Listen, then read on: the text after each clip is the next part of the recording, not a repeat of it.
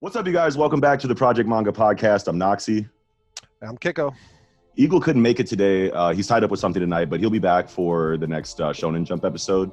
But we're happy to introduce you to a good buddy of ours. We all go way back. We're joined by the guy, Klasik. What's going on, bro?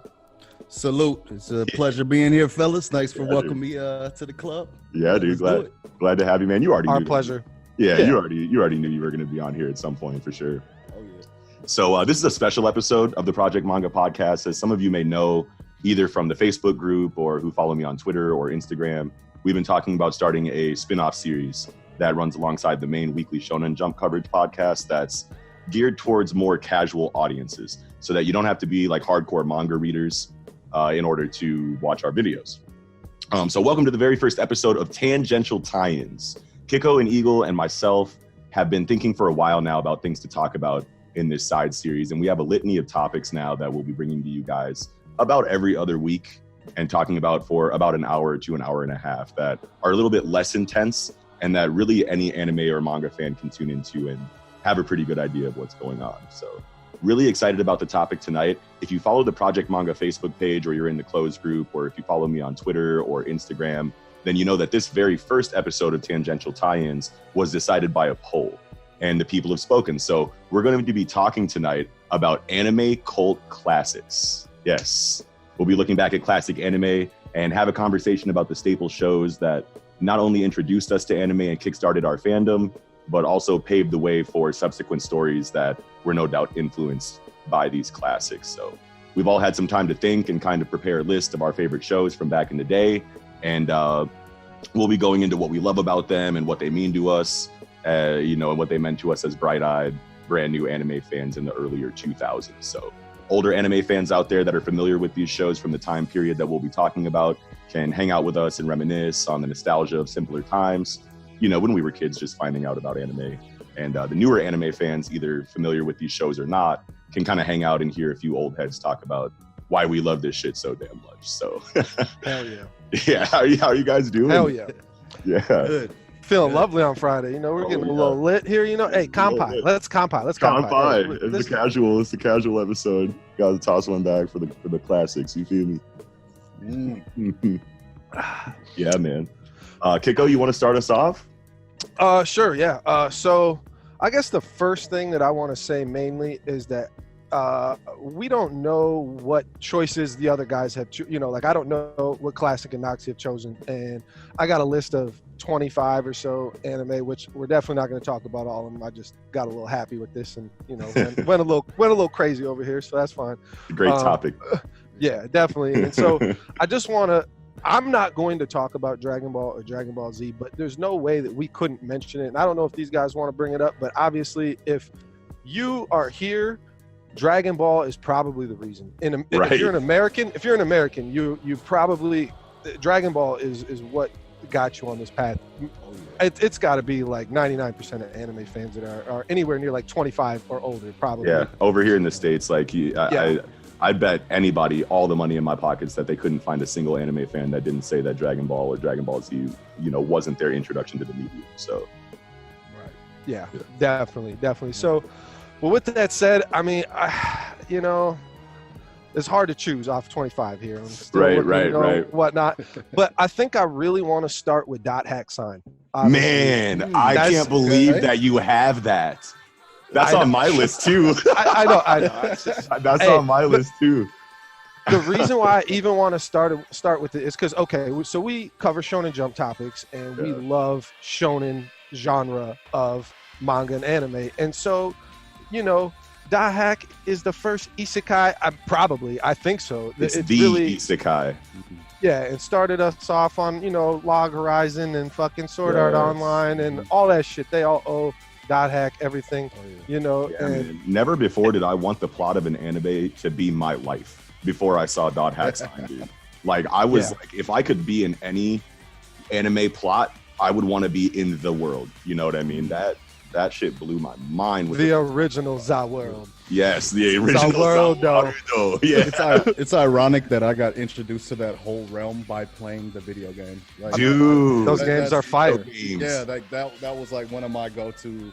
Those are all worth like That's $250 right now. Yeah, Like, and I'm mad that I still don't have them, dude. A crazy fact about those games. So like, Dot Hack Sign was the first anime that I went out and bought the DVDs for. Right, like I wanted to collect Dot Hack Sign and have that to watch whenever I wanted.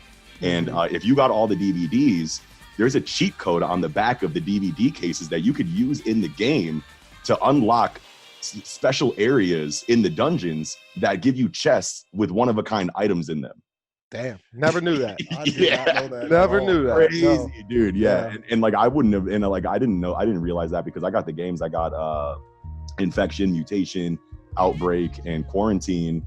As they were, that is all of them. And I think there was another one. I think there was another one. Maybe I think there was some other like I don't know what you'd call them, like spin-off games that weren't a part of that main series. Liminality, I think, was another one. Oh, or maybe that was I can't remember. I didn't. If it was another one, I didn't play it. I played those 4, and that was my first like MMORPG like experience. Like really, it wasn't an MMORPG, but.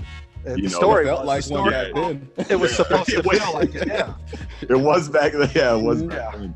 Yeah. So, and the reason even I want to pick this is because this was the first anime ever in my life that I could fuck with that wasn't heavy fighting and martial arts and shit, and like a dialogue heavy series where it's like I was pretty much on the edge of my seat. Like there was a lot of like tense dialogue and just shit. Just like. Man, I wonder where all the these plot points are going and shit. Like it was.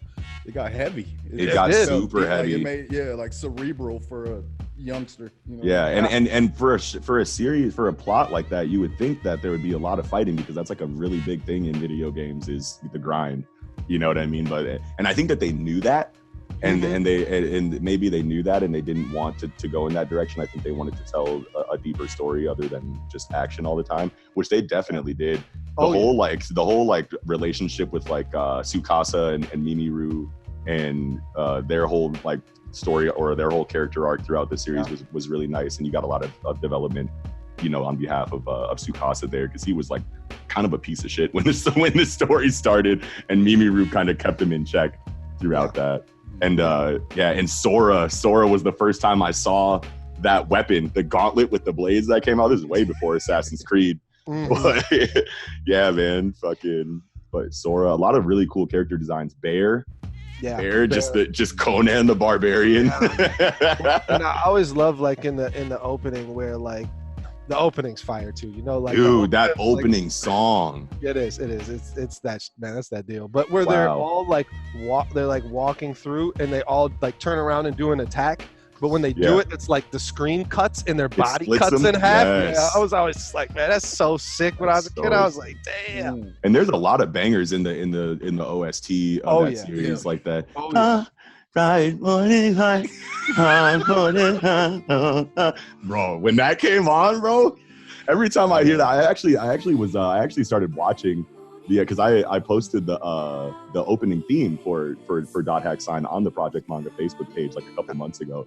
And like, and I was like, I bet you nobody remembers this shit. And I put it on. I must know. Yeah. Dude, that's one of the best. I think that's one of my favorite. That's probably going to go in my top 5 opening songs. It's tight. And I mean, I like that you were talking about it a little bit earlier where they're touching on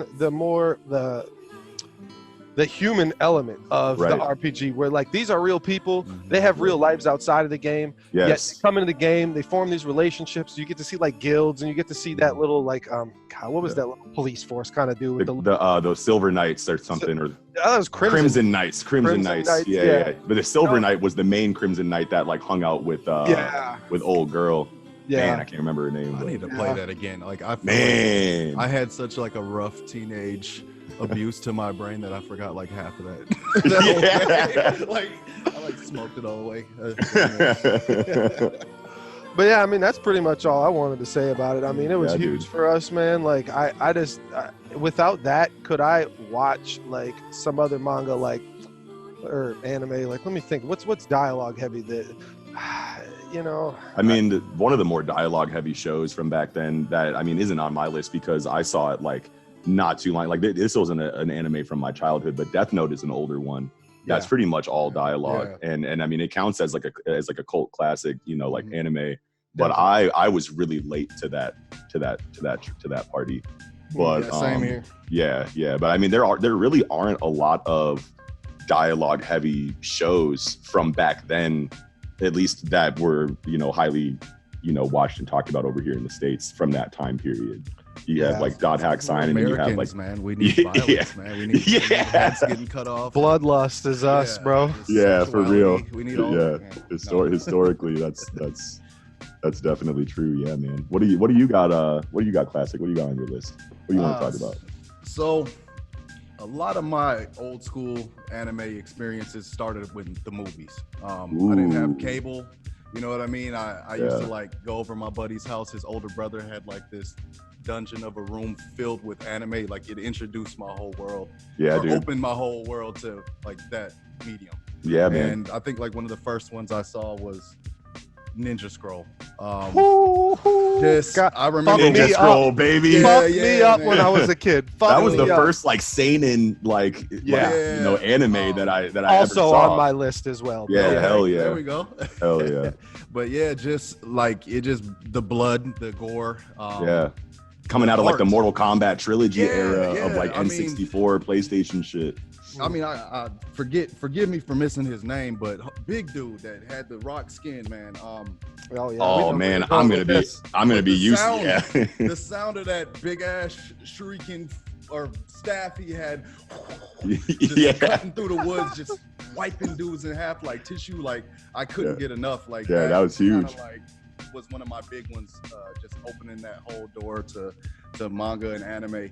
That was huge. Yeah, just Jubei, how badass he was. I wanted that hat. So bad. Everybody wants that hat, man. I have one now because of Ninja Scroll. I think I got one too, actually, somewhere in here. Yeah, I gotta get one, man. Yeah, Stay man. Fair, actually. Okay. Yeah, State Fair will plug you. International Bazaar. There you go. Yeah, absolutely, man, dude. Ninja Scroll's really good. One that I wanted to talk about on here. I mean, actually, first, before I start going into my list, really, I do want to take a moment to talk about Dragon Ball, because there are a lot of like really important things about Dragon Ball. At least most important thing it really is like the most important thing, and like we just have to touch on it just because anyone who sees like the thumbnail art for this episode, or anyone who sees that we're like, when I started promoting the episode like on social media, they're gonna see the title and go, they're gonna talk about Dragon Ball in here, and there's gonna be a lot of people that click just for that conversation. So like, let's just have a Dragon Ball segment here for a second. Yeah, and how could we not? How could we? I wasn't gonna do it, but I'm glad you guys did. Like, secretly, I was happy. And I talk about the same thing every single time I talk about Dragon Ball, because the biggest moment for me in the original Dragon Ball story, because like Kicko said in an earlier video, like Dragon Ball Z was what we saw first from this franchise, you know, and obviously that was the coldest blooded shit that we had ever seen before in our life. And then you get Dragon Ball after that. And it's so cool getting Dragon Ball Z first, because like Kicko was saying in the earlier video, like you could tell when you start Dragon Ball Z that like there is a story from before this that we don't know. You know what I mean? Context. Like, that like you're missing. You could feel like they just had a deeper relationship than you know, that's just a guy we're fighting with. Like, you could tell that there was something more. There's a little, it's like, right from the jump. Like, they got to go fight Raditz, and they're both like, "Nah, fuck this. I don't want to go." You know, it's like, what's going on with this beef y'all got? Hold on, bro. Piccolo's floating like, I wouldn't even fuck with you, but I can't whoop him. So I need Krillin and Roshi are too weak. So come on, let's go. Yeah, for sure. It's just salty. So just like that dynamic of learning, like Dragon Ball is basically a prequel to us. You know what I mean? Because we didn't get it first. So it's really cool seeing how the beginning of Dragon Ball flows throughout its story. And then towards the end, you get after Goku beats Piccolo, and then he goes to Kami to train with Mr. Popo, and then comes back 7 feet tall in like one of the last episodes of Dragon Ball. And you're like, okay, this is where that ends, and then this is where this starts, and you see the whole story. Gotta mention he had a hat, didn't he? That same hat? No, he had something over his head. Came back. No, Goku came back without. He didn't have it. He didn't have a hat, but he had like a purple coat. He had like a purple coat, and he still had the power And then when you saw his hair pop out, oh, maybe it was that. I think yeah, so, maybe something that like is that. what it was. Yeah. that was like an intense moment. Just Mr. Popo borrowed him the turban, you know. Right. Bring it back. I'll fuck you up. Please help my waves. Popo got 360 waves spinning like. Oh my God! Glad we got some diversity on this podcast. 360 waves spinning. Oh, he said they help my waves. That's amazing. Okay, and can we talk about General Tao, man? Okay, I mean, so, please do. He's the best villain ever. Like, one of General Tao was the first time in anime, the first villain that scared the shit out of me. You know what I mean? Like, there were bad guys that not playing at all, dude. Ever. No the original bad man, dude, for real, bro. Man. And like when he kills General Red or God, I always Blue. General Blue. Yeah, it's General Blue. I always mix him up. General Red's got the red pompadour and he's short and fat. It's like Danny DeVito. Yeah, he's the leader. He's the little bitch. He's a little bitch. Yeah, General Black again, having the General Black fight his battle for him. Yeah. But yeah, when he kills General Blue with his tongue, that was like with his tongue, dog. Like it was right in the temple. Yeah, and they hyped General Blue up so much as like a competent fighter, and then like up until that point, and I don't remember any of the confrontations like off the top of my head that we saw General Blue in. He fought Goku for a little bit.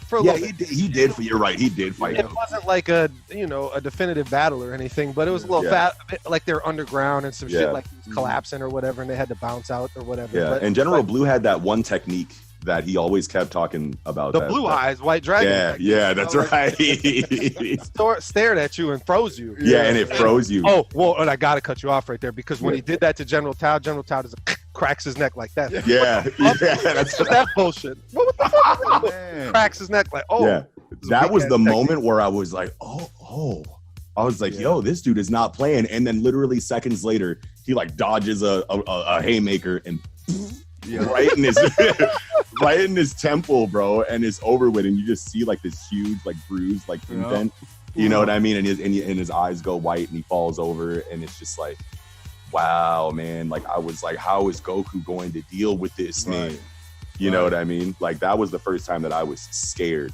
I mean, I was tripping when I found out that he was the Crane Master's brother. I was like, what? Master's brother, That made me like Tien. Just and Tien was scared of him. Yeah, that's right. That's right. That was huge. What else? He had so many cold-blooded moments. Like I talked about in the previous podcast, like where he was dealing with the tailor, and the tailor, hey, all right, I work 3 days and nights. Where's my money? He said, what? You dare ask fucking General Tao for money? Your fucking life is your payment. Oh no, it's not. Actually, give me that. Like Old Country for No Man. What's that? No Country for Old Men. Yeah. With the pressure gun. Yeah. So how long have you been a tailor? Well, little did you know you've been practicing for this moment for your whole life. Friendo. Let's see what you got. Dude, that's one of the best movies. Another one I want to talk about too is where they're at the bottom of Corn Tower, and before Goku even fights him, Bora tries to fight him, and the swole ass native dude, and runs at him with the spear, and then Tao just catches it with one hand, and he can't move it. And it's like trying to pull it. Dude, I forgot all about that. And then he holds it with just his thumb and his index finger. While Bora still cannot budge the spear even a little bit, and then he picks the spear up, and while Bora's still holding it, and he gets like flung up, and he flings Bora off the spear and then throws the spear right through his chest. Kills him right in front of his son. Right in front of him. Right in front of his son, dude. That was emotional. Huge. I was like, no. Man, Upa starts crying, man. I would start crying. We're all crying like, man, what the fuck, man? I'm at the crib crying with the blanket on. Why they gotta do the natives like that, man? They haven't they gone through enough? Nah, dude, man. No, Dragon Ball is huge, and Dragon Ball also gave us the tournament arc that we all love in every single story. And 3 tournaments in one series. Yeah, dude, and just going through those, like, I mean, like, how could those not be your favorite, parts of the series? I mean, like, looking back, I mean, like, anyone can have like little spot moments here and there that they favor. But I mean, like everybody loves those tournament arcs, man. Jackie Chun, dude. Like, I like when my favorite image of the first tournament, them showing up with the suits. Yes. With the gangster ass suits, looking fresh as hell with Master Roshi. Yeah. Like, man, like I wanted one of those suits. I still want one of those. Right, dude. And just, yeah, man, it's so tight. Master Roshi blows up the moon, and you just see like moon level destruction for the first time in the series, and you're like, for the first time, Diesel like that. Yeah. No, he got Diesel when he. He did. Blew up the volcano. Yeah. No, and the moon too. Yeah, both of them. Yeah, he had to get swole before he threw that. Yeah. Yeah, and we see that. Like that imagery of Master Roshi in that moment has gone on to influence so many other amazing moments in anime since then. Gon versus Moral, when Gon is charging up the Jajanken on the way when they're deciding who's going to go to NGL in the Chimera Ant Saga, and Moral's like, "Hit me with your best shot." He takes his shirt off and says, "Whoo!" and like that's obviously directly inspired by Dragon Ball. Another moment that's inspired by Dragon Ball in Hunter x Hunter that a lot of people miss is when Netero is talking to Colt after he like warms up a little bit from when Nove was dropping the ants into the 4D mansion for him to warm up and like stretch his legs, and then Meruem is born, and then Colt's the only one that's seen him, and Colt comes because he's like, "Yo, the queen is dying, we need your help, like I surrender." And then Netero is like, "All right, you've seen the king, right? How does he stack up to me?" And he flexes his men. That's from the Cell Saga when Goku. Who does he flex for? Vegeta. When no, it wasn't Vegeta. It was Piccolo, wasn't it?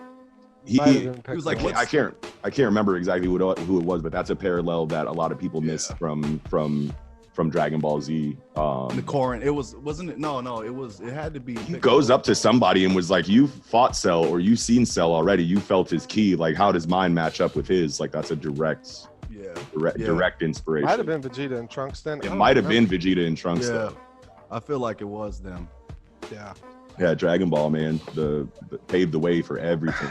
And we could, we could talk about it all night. Yeah. So much, like just bringing up Vegeta and Trunks to me, like so. Yeah. One thing I just do gotta say is that Toriyama planned to stop at Frieza. Frieza was the original end. Goku was supposed to be the only Super Saiyan, and Dragon Ball to the end of Frieza is the original content of Dragon Ball. So, but made too much money. Shonen Jump, Toei, like, nah, fam.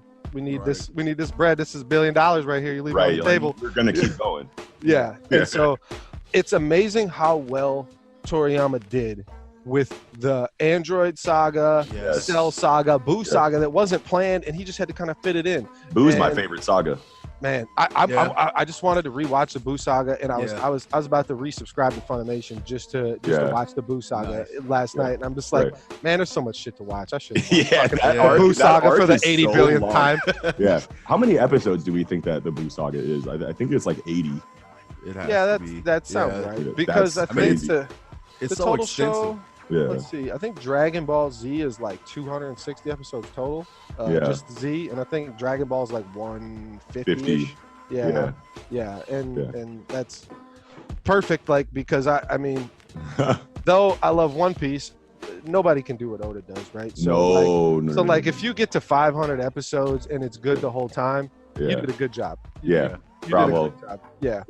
So because you almost have to expect it to kind of like drop. Like there's always there's that one arc or like that just something happens and you're just like, ugh. And a lot of it, like a lot of the reason why we have that expectancy is because that like you can tell when a story is going to be long running like that for a reason, and you can tell when a story is going to be long running like that because it's an editorial mandate.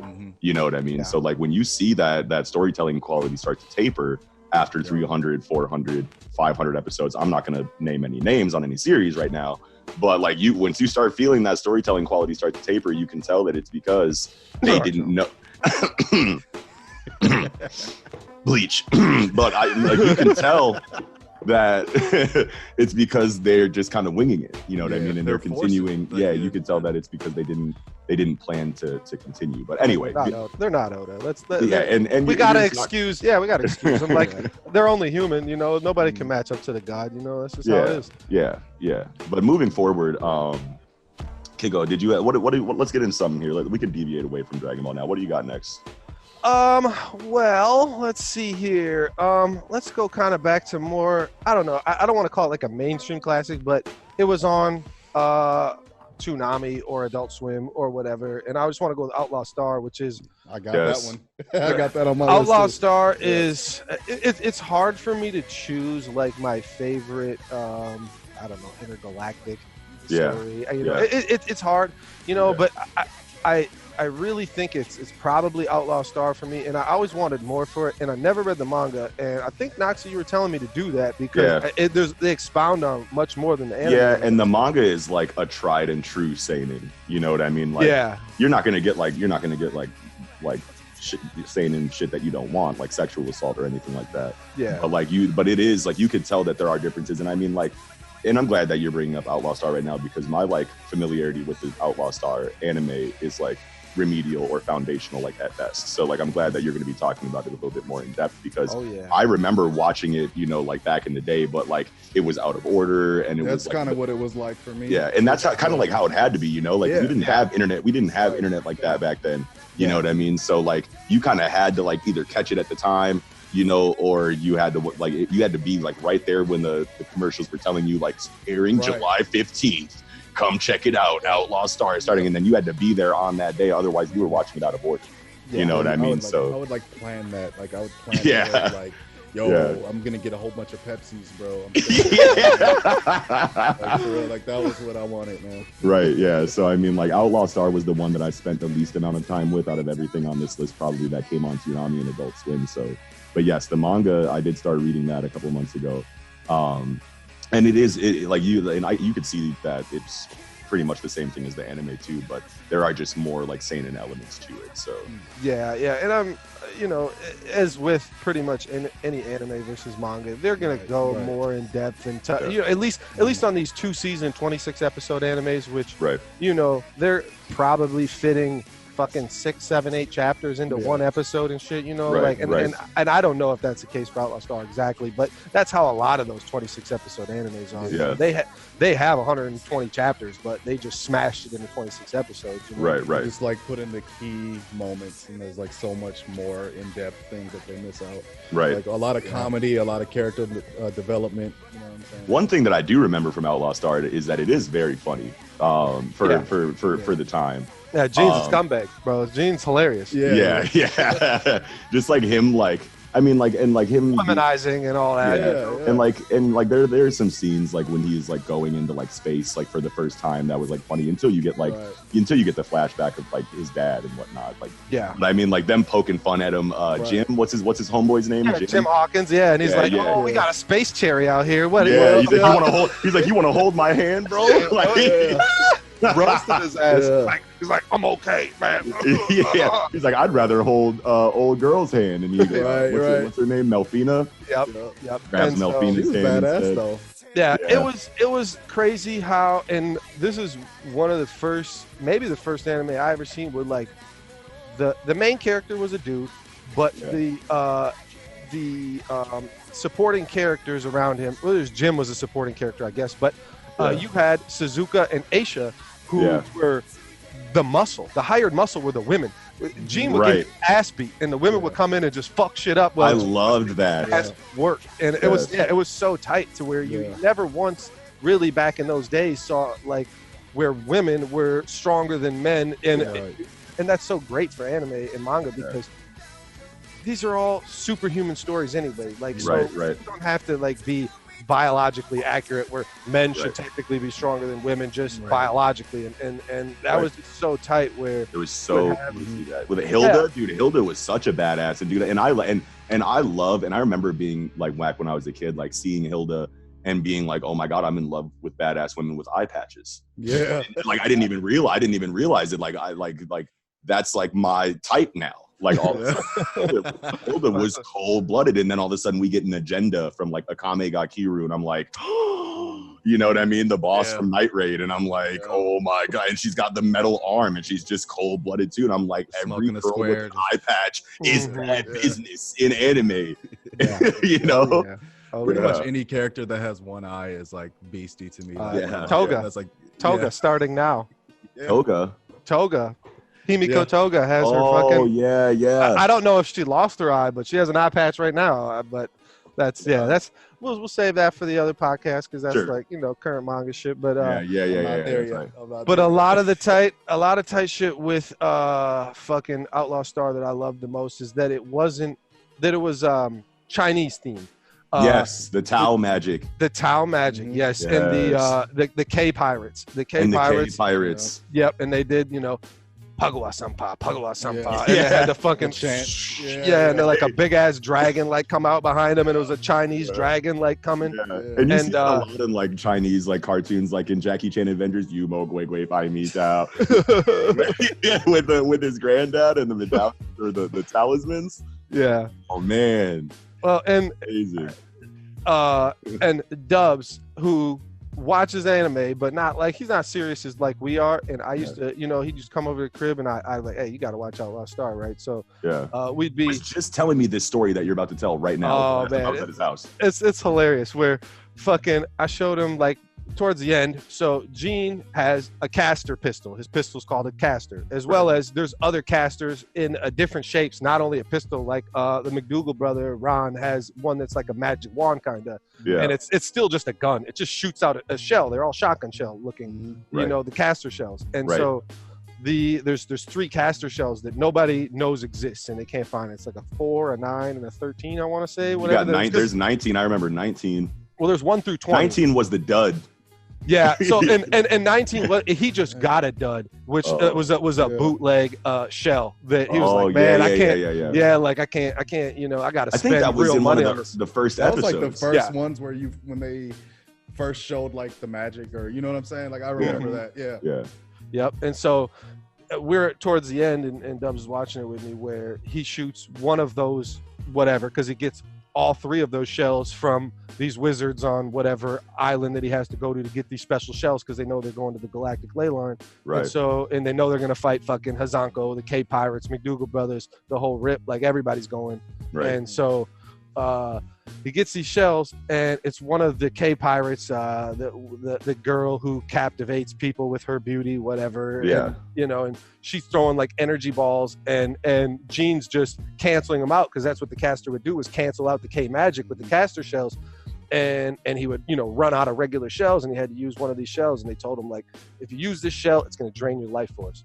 And so he has no idea what's going to happen because it's the first one he ever shoots, and he shoots it, and the gun like fucking jams a little bit, and then like a big old like it like I can't even, it just kind of swells up in this badass fucking little it's like a black hole ball, comes out slow as fuck, like it's not even like a bullet, like a singularity. Yes, right. And she's like, I've never seen this shell before. This looks weak as hell. Like, what the fuck is this? And it gets closer and it sucks her ass into the black hole. And she's and Dubs was like, holy shit. He's like, what the fuck? And he's like, all right. Start this over from the beginning. Well, no, yeah. He's like, we're gonna call that one "Shut the fuck up, bitch." Hell no. This is a good story. That was hilarious. Where he didn't have no context and really just saw like one of the last episodes. He was like, whoa, it's just tight as fuck, then he watched the rest of it, like but those, it's just I love the Chinese aspects of it. I just like when magic versus technology is always an incredible dichotomy that I love seeing in storytelling. Especially I like Final when Fantasy so much. Definitely. They have a ton of that, and especially too when we could have an episode about that too. I'm gonna write that down. Definitely. Anyway. And so the technology like recreates magic, even like they're using technology to create magic almost with those caster shells, and they caught like the first time they say, they're like, damn, that's the same as a Tau spell. It's like the same shit, and it was just a great story overall for the 26 episodes. And I feel like all 26 episode animes feel like they end too abruptly for me. Right. You only get 26. You only get 26. I mean, 13 is even worse. Holy shit. I know, dude. But the 26, like especially back then, Yeah. when we were younger, you know, it didn't seem like a big deal, but like as I'm older and I watch them, I'm like, man, I just feel like I need like a whole nother 150 episodes. Yeah. Right. I have so many like, and questions. it makes you wonder. It makes you wonder, like, what if like these, because a lot of these 26 episode anime, you know, didn't have a manga source material that it was based off of. You know, the manga came afterwards for a lot of these. Like, I don't think Cowboy Bebop has source material that it was based on. I don't think Trigun originally had a manga that it was based on. I could be wrong about that though. I'd have to go back and take a look. But you know, it almost makes you wonder, like, okay, if we're gonna start with an anime, maybe we can get a manga based on the anime that continues this story even longer as like a sequel, or, you know, a threequel, like kind of like situation in like a seasonal, you know, like volume by volume, like continuation of the story. I feel like that would be really cool to get for a lot of these stories. But and maybe some of them are, and I just don't know about them. But Sure. But like, yeah, but like that, I feel like we would really appreciate that too. But moving forward.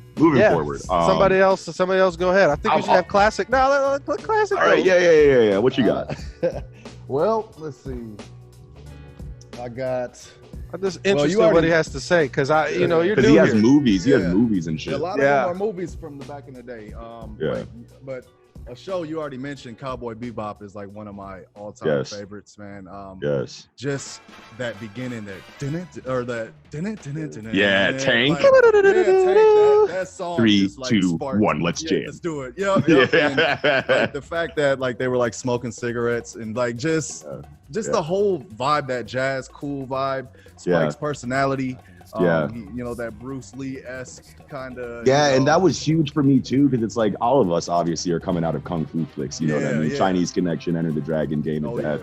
Even outside of the Bruce Lee ones, you know, like Five Deadly Venoms, Shogun Assassin, like things like that. You know what I mean? Like, and then to see that really for the first time for me in anime form was in Cowboy Bebop, and to see like this like Western looking, like I think you know, like this Western like looking dude like bouncing around and using like Jeet Kune Do style like martial arts was huge for me. Yes. I was stuck, and it wasn't just pistols. Like, you know, he would shoot people. Yeah, but he would rather jaw you. Yeah, exactly. Yeah. Like, I have this thing in my head. I don't know if it could just be my imagination, but I remember him with nunchucks at one point. Maybe that nunchucks. So what he did, it's like I want to say it's like the third or fourth episode where he's trying to ask for information and goes to like a shady ass dude to ask for information about a dude, and so the dude won't give him no information, and he walks up. Blood stuff, that drug, maybe it was. That's Red Eye. Red Eye. That was from the first episode. That's from a couple episodes too. There's actually some other like subtle episodes. Yeah, because Vicious tries to move it on Jupiter Jazz. Oh yeah, he does. And he gets like a fat sack of, I don't know, you know, whatever. 50 pounds. I don't know. He got 50 P's to flip over in the Red Dragon projects or whatever. Prefecture. Yeah. But the nunchuck part is that it's so tight, because he was like, he goes over and sees the nunchucks on the wall, and he's like, this chain's extra long. Is this a Way of the Dragon model? He's like, damn, dude, nobody's coming here. He's like, that's a Bruce Lee shit. And he's like, wow. And he's like, he was like, all right, I'll give you that information now. And it was so dope, because like that was our time. Like that was like a kind of a connection. Like I felt like, I know that. Like, and that old man could have been me growing up, like, you know what I'm saying? Like on some new medication or something, you know what I mean? Y'all don't know. Especially because it's like the year 2070. It literally could be us. Right. Yeah, and speaking of that, the year 2070, I liked when they went to Earth and found Ed. Like that whole super tight. That episode, yes, like, just that was seeing huge. What happened to Earth and how like desolate it was. And, because of like they did something where I don't remember exactly what happened, but somehow they blew up the moon with like that the wormhole type things they use to travel at light. The hyper speed. The portals. Something like that blew the moon up, and so like every day they would get weather reports, but not the weather. It'd be like 10% chance of moon rock showers. 30% of moon rock showers, and they nobody lived on the surface because there was fucking just craters, showers every day. And there's like craters everywhere, just riddled around.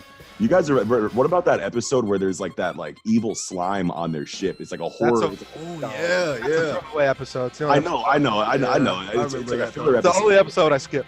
Yeah, but no, dude, you can't skip that one. It's a good episode, man. That's one of my. It's funny. It does. Funny. Well, especially like because it's like flat in the middle of the series, and it kind of like breaks between because right after that's when Jupiter Jazz starts, and that's a 2-part episode with like you get all Spike's backstory with Julia and Vicious and a lot of other shit. Right. Then it goes into like Faye's backstory, Jet's backstory, back to Faye's back. So they hit you with like 5 or 6 episodes right in a row where they're giving you all this like firm information that we needed, that it was good to break it up with that right before it, because there was a bunch of stuff kind of leading up, and then we're like, okay, we're gonna take a break from some serious shit, and then and then you're getting everything. And do you remember why that slime even fucking became a thing? I don't remember. Because they won some weird ass fucking Ganymede sea fish lobster, an alien ass lobster that they were gonna eat. Spike threw it in the fucking freezer down in the basement or the fridge, and they forgot it, and it just mutated into some fucking living blob that attacked them. Oh, really?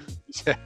And I have freshly watched Bebop, if you can't tell. Yeah, obviously. I'm actually about to rewatch it myself, man. I might as well go ahead. Let's just all watch it together. It's beautiful. Dude, story. That's a classic. Like, isn't that one of the last ones that was like hand drawn too? It was for a long time. Kicko was talking about that. I didn't even know that. He brought that up on a previous episode. I was like, oh shit. It was for like 15 years, and they just brought the style back because they're like, well, we gotta do something different, I guess. Like Megalobox is hand drawn. That's one that I and you can tell, like when you look at it, it feels like Bebop, which is why I watched it. I was like, man, this feels just like some old Watanabe shit right here. Right. Not even. I don't even know. Like he might have been the director for that anime. I don't know, but that's what it felt like to me. And I was like, man, I'm sold. Yeah, 100%. Yeah, man. Getting into some. You guys have anything else you want to say about Bebop? I like the dog. Yeah. Oh yeah. I'm Welsh corgi. Yeah, go ahead. I want one. No. I'll hug the shit out of a Welsh. A corgi? Yeah, that's what it is. A Welsh corgi. I'll hug the shit out of that dog. Like if I see someone walking with that dog, I just want to. Fine. Yeah. Do you remember the one where there was the fat dude who it was called in the amusement park? In the amusement park. That's the best episode. That's the best episode, bro. That shit goes so That dude hard. was so creepy. He was so creepy, and it's tight because they're like they're talking about how he I don't know, was like a mercenary or a murderer or whatever. He went crazy. They put him in a mental hospital. He broke out, and then he was like attacking politicians that were like doing fucking bogus shit.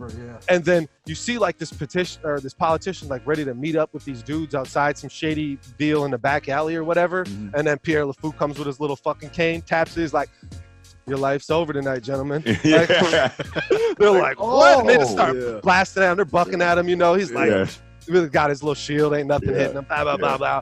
And then all you see after that is like, it kind of pans away where they're shooting, and you just hear the dude scream like the bodyguards die or whatever. And then the politician is running away, and he uses his cane. There's like a little fucking jet stream that comes out of it, and he's floating and shit with it, like hovering towards them. And all you see after that is like politician dude stuck with his head through a fucking fence in the all in his neck, and he's way down. You're like, damn, man. That was so raw, man.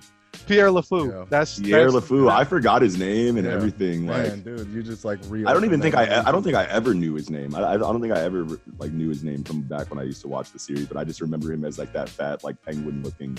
Penguin, that's great. Yeah. Yeah, penguin looking, like carnival dude that was from that super creepy episode. I didn't know that I didn't remember that was his backstory either, man. Yeah, it's man. Bebop did such a great job. They did a lot with one. They did a lot in one episode, and made it flow nicely. Right? They didn't feel like I got bombarded with too much information. Right. But I got all that I needed to get this story out in 26 episodes. Where I'm not going to be real mad at the end, and I'm mad at the end. I was mad. 26. Yeah. No, I you only get 26. Yeah, and not only that, how it ends. You're like, man, this is cringy. Yeah. But. I mean, it's just that, 26 episodes ain't enough, and you're going to have everybody die, and you're just like, why? I like these guys, but the movie, the Bebop movie, we should probably talk about too, because that was such a crazy fight on the train. The train. The train fight was so good, and he like Kalima, and he like hits him in the ribs with the hand, and then like twists his like ribs around. He's like, oh, I was like, I saw that in theaters. Yeah. Me too. I was gonna say my first anime video. Yeah, first anime movie in a theater, and that was at the Lagoon Uptown. That's where I saw it. I don't remember where I was, but it was probably somewhere. Mine was Pokemon, the first movie. No, man. Yeah. Actually, I saw that too, but I don't even count. I guess I'm not even counting that. You would go buy the ticket. You would go buy the ticket and get like a booster pack. Yeah, no, I had or that. You would get a card. I had that like that South American Aztec Mew holographic card. Yeah, that came from I just hold it and look at it and show it to people. Yeah, dude. Man, throwback there. Yeah. Another one that I wanted to talk about moving forward, Inuyasha. Let's talk about some Inuyasha here real quick, because Inuyasha was the first anime that I could get ready for. So like I got introduced to like anime through like Dragon Ball Z and whatnot, and I started like notice. I was like, okay, where do I get this? Okay, Adult Swim, Toonami, and I started going through the motions of watching anime out of order whenever they would show up, after school on these after school, like special segments or whatever, in Toonami and Adult Swim.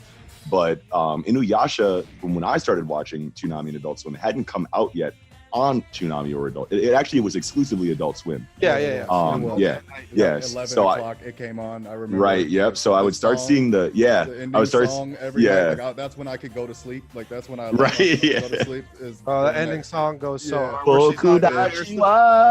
That one. That's the second one, and that one's tight too. They had two in a row, but the first one where it's just like the rose. Yeah. It's Kagome on the fucking Ferris wheel. Yep. Yeah, man. I saw the commercials for it, and I was like, oh, this is the one that I'm gonna watch from start to finish. And I was like super hyped. Every day I would come home, I would like my regular home shit, and then I would start watching TV, and then the commercial would come on, and be like, I'm gonna be here for that. Yeah. I'm ready, like I'm really doing it. And then I started it, and it was obviously my favorite because it was I knew the entire story of. And then like we get to the like way later in the series, man, and I'm following it like diligently. And then Go Shinki comes. And then the Go Shinki episode comes where he breaks Tetsaiga. Yep. Oh my gosh. I was pissed. I was salty, man. I for real felt like all my I was so scared. I was so scared. I was scared. He was terrified. Yeah. I thought I was gonna have nightmares about him. You can't do nothing. You're like, I'm about to bolt out here. He's like, you're about to bolt out there. Guess not. Oh, I guess not. I'm like, this motherfucker right here. He could read your mind. He was like a super like scary like design, like a big purple demon. And then he breaks Tetsaiga, because up until that point you were like, whatever, it's Windscar all day anyway. Sorry, Go Shinki. And then boom, breaks it, and you're like, no. And that is I'm dead at home, the viewer. He's killing me after this. Right. No, for real. Like I almost stopped watching it. Mom, you don't get it, Mom. Go Shinki is here, bro. That's when my grandma would knock on the door. Take your ass to sleep. Yo, get it, Grandma. Your ass better be on that bus. Go Shinki just broke Tetsaiga, Grandma. I'm gonna break Tetsaiga on your ass if you don't go to bed. Right, I'm gonna Tetsaiga my foot in your ass. I'm like, that's why I have a Tenseiga. No, you don't need it, Grandma. I tell you. Man. Oh, that's so good. And then there's just so many like amazing moments. And I think Go Shinki was what activated Demon Inuyasha's true demon form, which was like super cool to see. So like that's the first like, and it wasn't really a Deus Ex Machina, obviously, but like I was just like, oh, that made total sense. Yeah, it made total sense, but it was the first time where I was like, there is nothing this man is going to be able to do. And then all of a sudden the power up comes that like you're not, because like they had been teasing Super Saiyan for like a little bit in Dragon Ball. You know what I mean? And I guess they were like whispering like little and I guess they were teasing, because he's introduced as half demon. You know but I never really thought he could go full demon. That's what I was saying. It hit me hard. I was so shook, and I was like, oh, game has changed. Yes, the game is changed. I could probably, like, looking back on it, I mean, like, sure, I was a lot younger back then, but like the feeling that I got when I saw Inuyasha go demon form for the first time is really similar to the first time I saw Gear second in Enies Lobby in One Piece. It's exactly the same. Yeah, where I was just like, I did not think that it was going to be anywhere close to. I didn't see anyone transforming at all in One Piece up to that point. Like, yeah, except for Zoe. Like, wait, what? Yeah, besides Zoe only.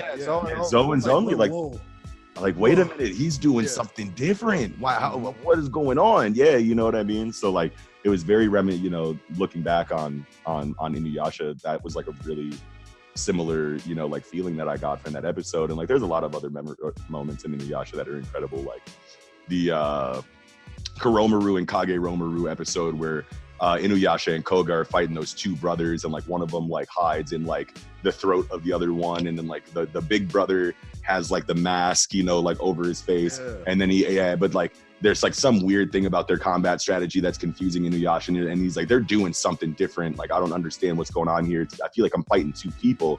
And then like he knocks the mask off, and then you see the little brother like come out. I don't remember exactly how it was, but that was a huge episode for me too, the Kuromaru Kageromaru fight. And because that was the first time that Inuyasha and Koga were like legitimately teaming up in like a team fight and had to like put their differences aside. And I thought that was epic because that like, was the super dogs epic. And the wolf, you know what I'm saying? I kind of had a feeling that was gonna happen. Yeah. I mean, you knew. Yeah. I mean, like, and it's hard to know like back then when you're a kid like what to expect, because you don't have a litany of stories that you're familiar with already to like base like these plot points on. Like now like we've read so much, like a new show comes out and it's like, all right, this is probably going to be like this, and like like things aren't as surprising anymore. Back then basic shonen tropes blew your mind. You're just like, what the fuck's exactly. going on? Right, now you get them on everything, but like back then you were like, oh shit, I'm American. Y'all got y'all got to slow it down right here. I'm not used to all this. But another one thing I got to say, because about that Inuyasha turning into a demon thing, one of my favorite episodes is where Tenseiga's broken, so he brings it to fucking Totosai. Totosai's got to fix it, and so he doesn't have a sword, and fucking Sesshomaru shows up. Sesshomaru rolls up. And that so fight was amazing. And he fucking pushed Inuyasha to the point where he's like, I gotta see, because Sesshomaru's like, I heard you went full demon and I gotta see this shit, right? And so whatever, he finally gets Inuyasha to, like, he crouches down, like he's like hands and knees kind of thing on the ground, like just and like his hair's in front of his face, and then the wind's blowing this way and all the grass is blowing, and it just stops and the wind starts blowing the other way, and the bangs come up and you see the red eyes. Sesshomaru takes a step back and he's sweating. He was like, and he was like, oh my god, and whatever. They don't fight because Totosai comes in and just blows fire in between the middle of them. Yeah, that's right. And sit boy, boom, and then they run and take Inuyasha out of there. But Sesshomaru's standing there. He's like, I can't believe I trembled even for a second against any person on anybody on this planet. He was never shook against nobody. He's like, I've never trembled a day in my life. This is the first time I ever was scared for my life ever. That's so sick. It fucked me up. That was so sick. I think that was the first time that we saw bloodlust, be an outward like blast of like malicious intent, like really, because that's like like a staple like cliche in most especially like, shonen manga. I couldn't move. I would have died. What's up with this dude? Like it's reminiscent of, well, the other way around.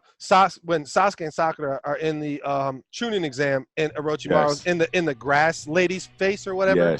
Like he's got the thing, but he sends the bloodlust out, and then they both can see the point where they both get kunai in the forehead. Boom, boom. It's just, and they're like, and then they come back and they're not dead, and they're like, is that fucking genjutsu? And Sasuke's shaking and he can't move, and he looks over at Sakura and she's like thrown up, and she's like she's like so comatose shocked and can't move at all.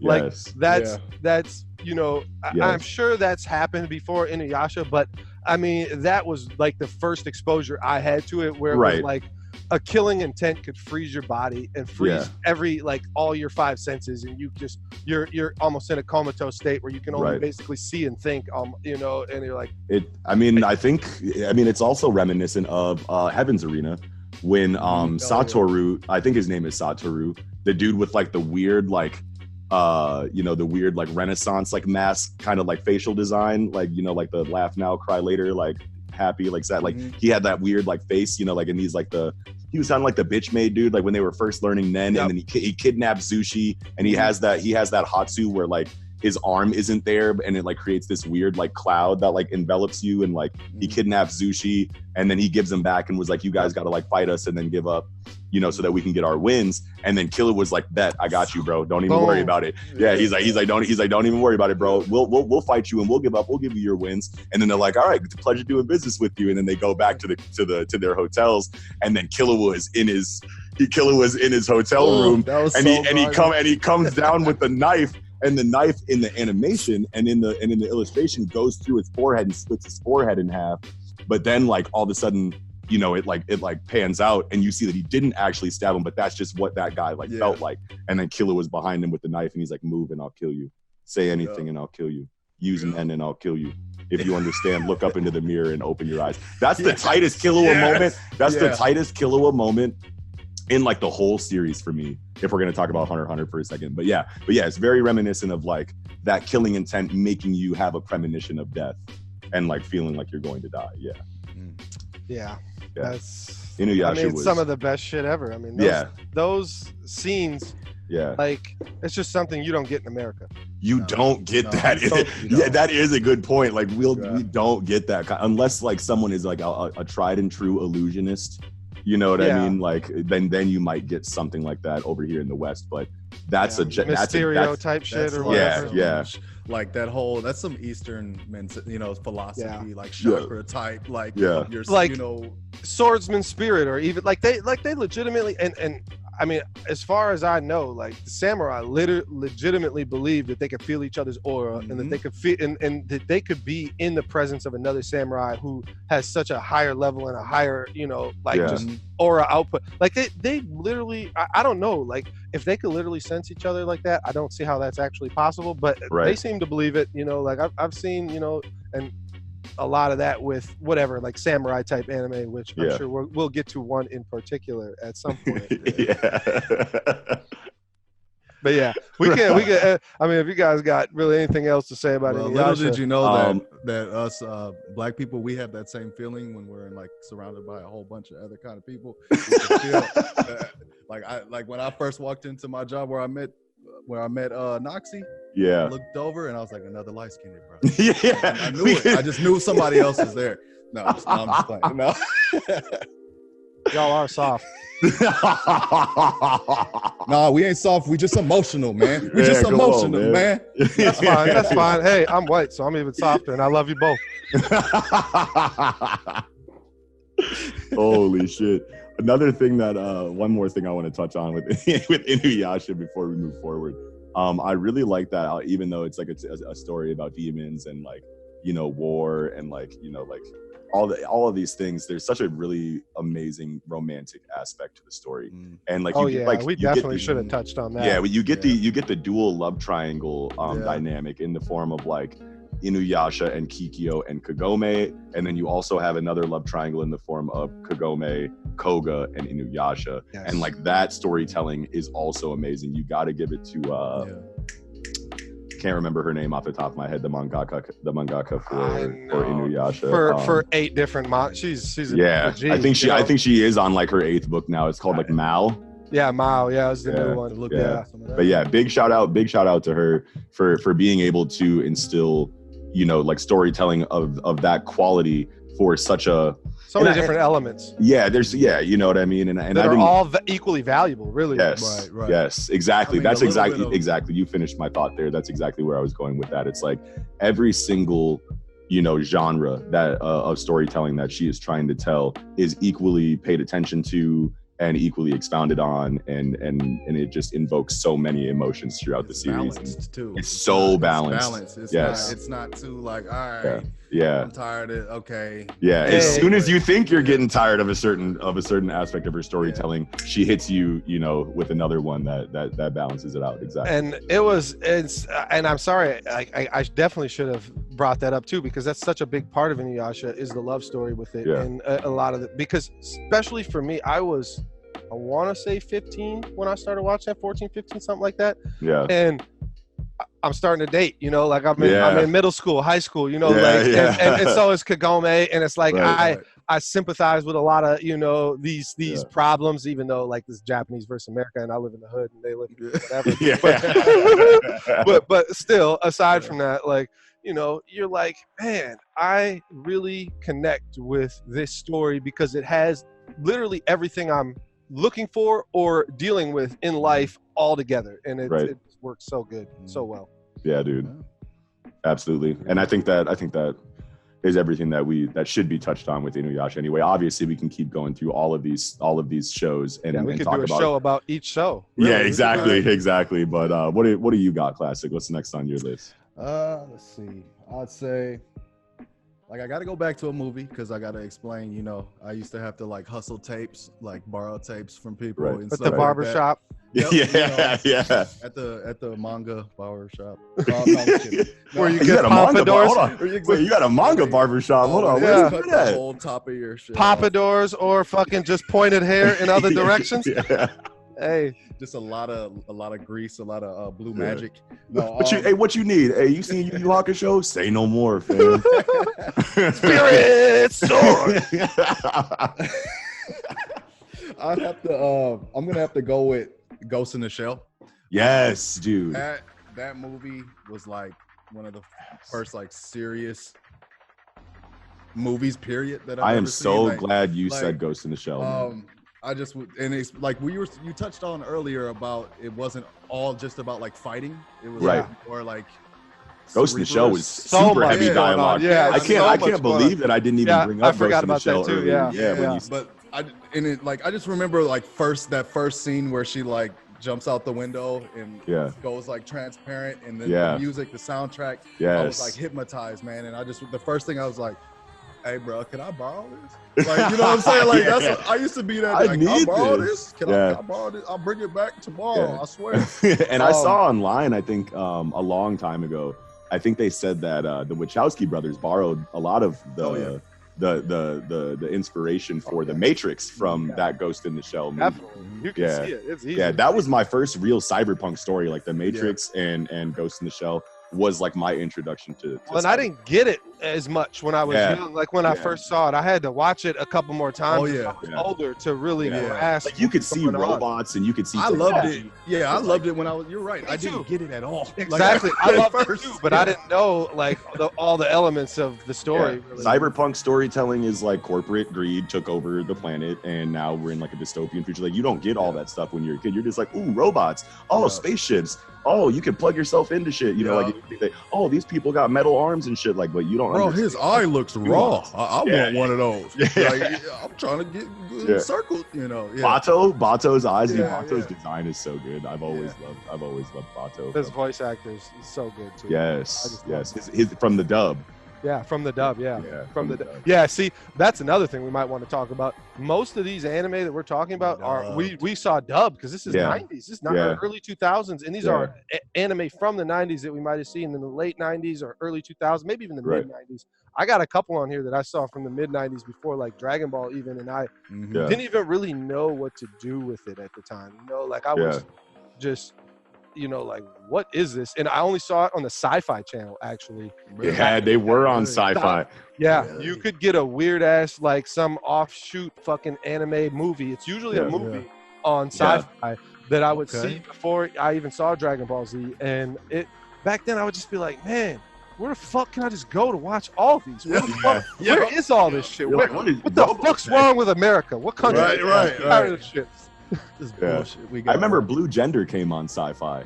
Now that you bring up Sci-Fi, Super 8-Man was a ruthless fucking movie that was on there. There was a lot of tight shit that was on there. But keep going. Anyway, let's hear your Ghost in the Shell shit. We're gonna do this. We're lit. No, I mean, really, man, just Ghost in the Shell. I just couldn't stop watching it. I wanted to understand it more. Yeah. I felt like I just didn't get it, but I couldn't get enough of it at the same time.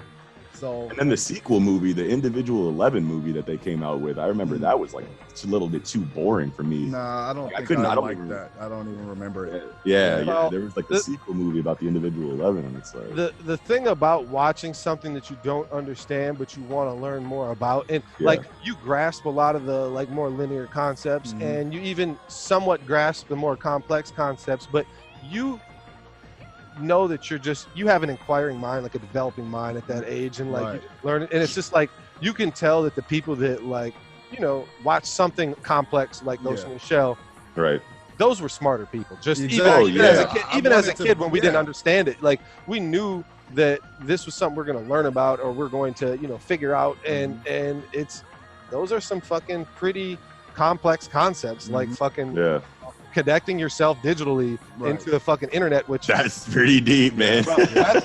And I don't even want to get into it, but that's kind of happening right now in real life. And Ghost in the Shell's here. We're all connected. We're like, well, there's a lot of times, like when it comes to technology, you know what I mean? Like obviously, like people, like storytellers are going to have ideas of what technology can do in the future. And because technology is is something that you can literally mold. It's so malleable in regard to like what we can make technology do. Obviously, we're going to see, some of these things eventually start to happen. Like Aldous Huxley, there's a sci-fi novel that Aldous Huxley wrote called Brave New World, and it was before helicopters came out, but helicopters are in that book. You know what I mean? He guessed helicopters. You know what I mean? And there's a lot of of times that science fiction writers have guessed the future of technology because they inspired. Or maybe they inspired it. But just the fact that technology can bring you to, and science can bring you to do anything. That's why the scientific method is trusted the way that it is in regards to like not just understanding nature around us, but like trusting the things that we use every day, like cars. Like all of a sudden cars came out and people were dying. Maybe we should add a seatbelt. All of a sudden the seatbelts weren't working. Maybe we should add an airbag. And just like all of the ways, like, and all of the nuance to the scientific method on how to like, shape your world is progress. And progress is just huge. So there's going to be a lot of times that science fiction is going to, that we could see anything that science fiction has told us that is going to happen in the future. You know what I mean? Like, why not? Yeah. Now that I think about it, I mean, I think that's why I love like anything having to do with the future. Cyberpunk's my favorite genre. I love that genre. Like Cowboy Bebop was one, like I said before. I just love the fact that they're going to different planets, and, like seeing the cultures and like just their slums. I loved how they drew like the way they're just how so they pretty. Yeah, it was just like Cowboy Bebop's one of the prettiest drawn shits you'll ever see in your life. Yeah, dude. And it was so ahead of its time. So man. ahead of its time. The animation is so ahead of its time, dude. There's a lot of people drew that shit frame for frame. Right. That shit doesn't even make sense Dude had to a me. little paintbrush and said, and and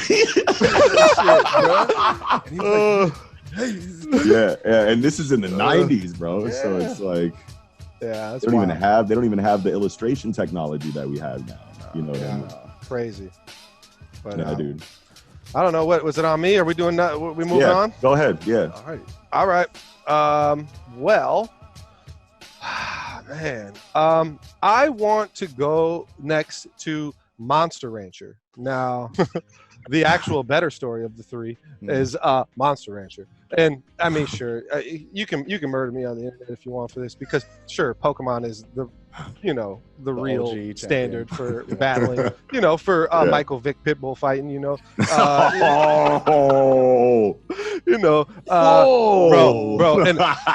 And if you ever read the Pokemon manga, it is Michael Vick Pitbull fighting, because everybody's Pokemon are getting their heads cut off and that shit, and you're like, there's blood. Bro, the Pokemon manga is a seinen. Bro, it is, bro. There's a scene where Giovanni's fucking Cloyster fucking freezes a Magmar and breaks it into like fucking 5 pieces, and it's like 5 pieces, so you can see like gut, like, or like at least like a spine and like a couple bones and like the inner, ooh, man, this is not the anime I was trying to be the very best, and now I'm scared as fuck. Do I want to be the very best? No, I want to be mediocre. I just want to stay home. Let's just like I don't remember like the manga, because I remember when in the manga chat you were saying that you were reading it, and I was like, all right, well, Kicko's gonna read this shit, but I gotta read it. I can't be behind the guy. So like I started reading it, and like I don't remember if they ever got to the Thunder Gym in the manga with what was his name? Surge. Lieutenant Surge. Lieutenant Surge, dude. That scene in the anime where the Raichu is going up against Pikachu, and it's like thunder, So lit. and then Pikachu's like passed out, and he's like Raichu, another thunder. Little bitch. Another with the accent. Yeah, I remember that. Another. Bro, you killed it. Hey, What but is tell that me. in the manga? Is it in the manga? No, that's not in there at all. Convulsing and like No, foaming at the mouth. no. I'll tell you. But before we even go that, tell me you didn't get tears in your eyes when Pikachu came back and just quick attack, double team the fuck out of him, did agility, Yes. did all the speed moves against him. Yes. Because Ash was like, oh, he said he evolved Raichu right from the jump. He That didn't means even he let don't Pikachu. know. Yeah, he don't know double team. He don't know Mhm. fucking agility. He doesn't know Yeah. quick attack. He don't know any of them. You know, I'm like, Right. that was bro. I was crying That as was a kid, the like, rookie get him! mistake. Get him! Fuck him! Fuck him! Fucking 13 years old, like, fuck that mother. Right. Oh, But anyway, so where you see Lieutenant Surge in the manga is on the SSN because the manga follows the game. It's or I should probably say the game follows the manga. I would think. Yeah. I don't know. I actually It's don't. about red. It's about Ash. red. There is no Yeah. ash. It's red, Yeah. blue, green, and there's red, blue, and green. Yeah. And so on the SSN, I don't remember exactly how it happens, but Ash gets kind of wrecked for a second, and then him and Pikachu are both like on the ground fucked up. And what Lieutenant Surge does is he like opens like 3 or 4 Pokeballs or whatever and brings out like 4 Magnemites, and they all at the same time are shocking Ash to death, and he's convulsing and like throwing up and shit. No bro. way, dude. Bro, and then no, I'm not even done. bro. I'm not even done, bro. Lieutenant Surge grabs fucking Ash by the back of the fucking shirt and just throws his ass off into the ocean off the SSN. Like, fuck this motherfucker, gone, done. And then it's cold-blooded because Ash's Poliwhirl evolves into Poliwrath to jump in and save his ass. Whoa. And, bro, Why is this not a new series? All of us that grew up on Pokemon Right. would just eat this shit alive. Manga Dude, we would, way They better. could really Way kill the the fuck game. Pokemon could really kill the game if, like now, like in 2019 or in 2020, they dropped like the tried and true, like faithful adaptation of the seinen Pokemon just the manga. story of Red. Just like frame call for it frame, Red. just like I don't yeah. know, like so it's Bro. misleading. You look at it, you know what I'm saying? Okay. That would be insane. Of course, we started talking about Pokemon. I didn't want to because Sorry. Monster Rancher is better. No, it's not okay. I don't even know if Monster Rancher has a manga, but the anime, I just remember seeing the anime and then it had something different, right? Like there was these discs, there was these fucking ancient discs that they find, and when they find these fucking discs, they put them on. They go to these fucking disc shrines and they put them on a thing, and then a monster comes out of the disc. Yeah. That would be their homeboy who speaks English or Japanese or whatever, Yeah, talks right. to their owner and They actually like could talk. they have their own personalities, they got their Mhm. own shit, and they'll be like, nah, fuck you, I ain't even doing that. No, hell no. Like Tiger the Wind is so cold, but man, Tiger the Wind is the tightest character like in almost anything, and it has Vegeta's voice actor from the Ocean dub. From the Oh ocean. no, dub. I'm sorry. Piccolo's voice actor from the Ocean dub. Oh, Hey, the Ocean dub is better than Ocean Dub Piccolo. Hold on, I'm trying Yeah, to. Anyway, bro, I can't it's- remember right now. I'll just Bro, look at it later. But it's the toughest voice in anime. yeah, Bro, it's the toughest voice in anime. But anyway, that led me to go buy the game for PS1, Yep, right? that's- And so, bro, yeah, and then, dude. I played the shit Oh, out of I that. had that game too. Yeah. bro, and my parents were ready to fuck me up so fast over that game because fucking you had to actually go get CDs in your Yeah, and house then scan to them. scan them to scan revive them. the monsters, bro. Bro, Had to I revive the remember- monsters. Bro, I took all my fucking parents' CDs and I ain't putting them in the case. Like, fuck this Yes. weak ass monster. Fuck this monster. I think I got in trouble for messing up an Isley Brothers CD, bro. Not the Yeah, Isley not Brothers. the Isley Brothers. Isley Brothers. It's over with for you. Yeah, I no. forgot all about that, That's man. way too important. Bro, yeah. When And you woke up on a Sunday to the Isley Brothers in your bunk bed, you heard the Isley Brothers playing. You knew you were cleaning your whole house. Yep. You're cleaning your whole house. You had a Sunday, man. Mine was Saturday. They made me do that Oh, on Saturday, no. bro. It was even worse. I was like, man, this is my one day. Yeah, like So can I much get dope shit something? is on TV right now. Yeah. Like, I'm- all right, I guess I gotta tape X-Men again. Fuck. right. You hear it in the background, like you can't even go look at it.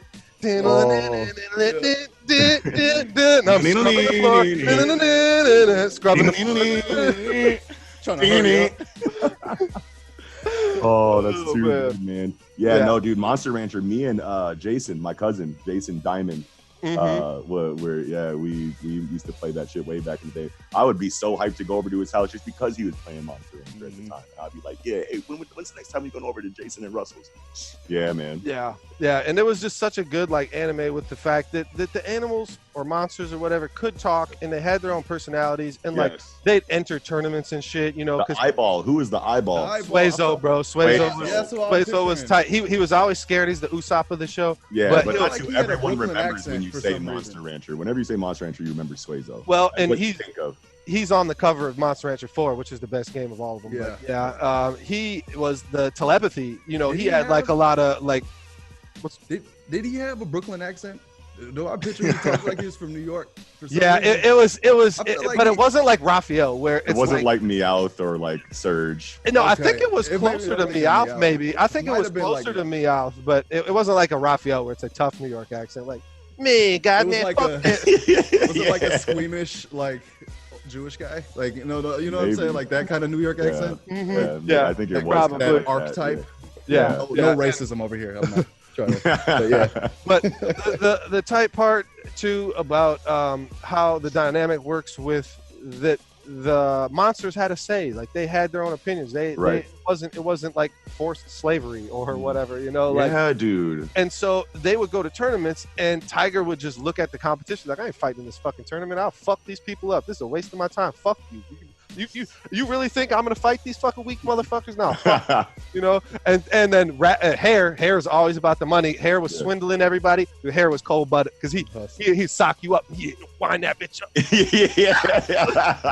crack the shit out of you. Like, I don't even remember Hair, but that'd be my favorite character. Hair and Hair was always swindling everybody. Had all the smooth lines and shit. He's like, nah, I'll fight him. Fuck it, I'll just knock these all out and I'll take that money. And I'm only giving y'all like 10% because I fought this shit. Fuck y'all. You know, he was the Nami of the crew. You know, like That's amazing. You know, I'm watching Monster Rancher now. They all had their own personalities. They all like had a role. It felt almost like One Piece, where they all, it was like a pirate crew where they all had a job, and they did, you know, in the monsters themselves. And what was also tight is that Genki, the main human character, fought alongside his Mochi. Him and Mochi would jump in, and he would get fucked up by monsters. He would get like hit with poison gas and be ready to die and shit. You know, way. Yeah. That's incredible, dog. but he would fight with his monster where nobody else would fight with his monster. And Genki was on rollerblades because he was from current time and got sucked into the game, you know, kind of an isekai type situation. The only thing is nobody else was from his world. You know, they were all, you know, NPC, I guess, but not really because they're all actually characters.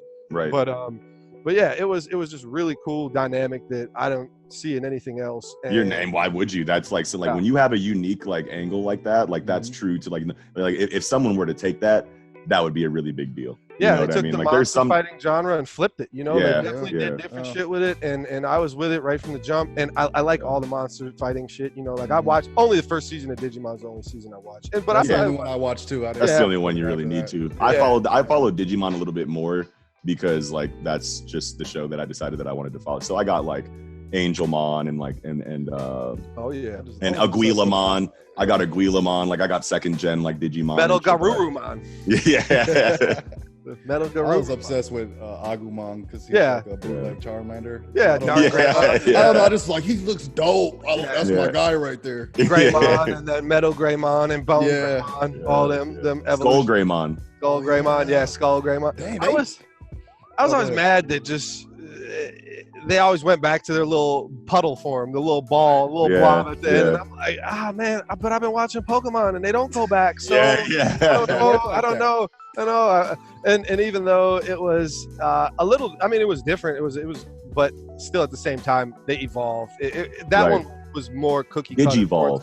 Yeah, Digivolve. It was more cookie cutter towards the Pokemon, you know, at that time where Monster Rancher wasn't. And Monster Rancher is just the Ocean dub, and I love the Canadian company Ocean. Like, even though, so when we watched Dragon Ball Z, when we first got Dragon Ball Z on Toonami, it was the Ocean dub, and it was edited to shit. There was a lot of fucking terrible script and a lot of fucking liberties they took by changing fucking, lines and all that shit. Like I remember like Nappa blows up a fucking plane or a news copter that's filming a thing. Yeah. And then Tien's like, oh, it was a robot. It was a flyby. It's just make bullshit up, and I'm like, no, you saw the people in there and then he blew them up. What do you mean that was a robot copter? That was, no, what? No, hell no. They were androids. Yeah. And so, and I understand because that's like, at the time, Dragon Ball Z was too violent probably to market to the demographic. Yeah, but they could see the money though, and they're like, we got to find a way to give this to our people. Do you guys remember that moms were like, seriously, moms against Dragon Ball Z, M.A.N.G.A?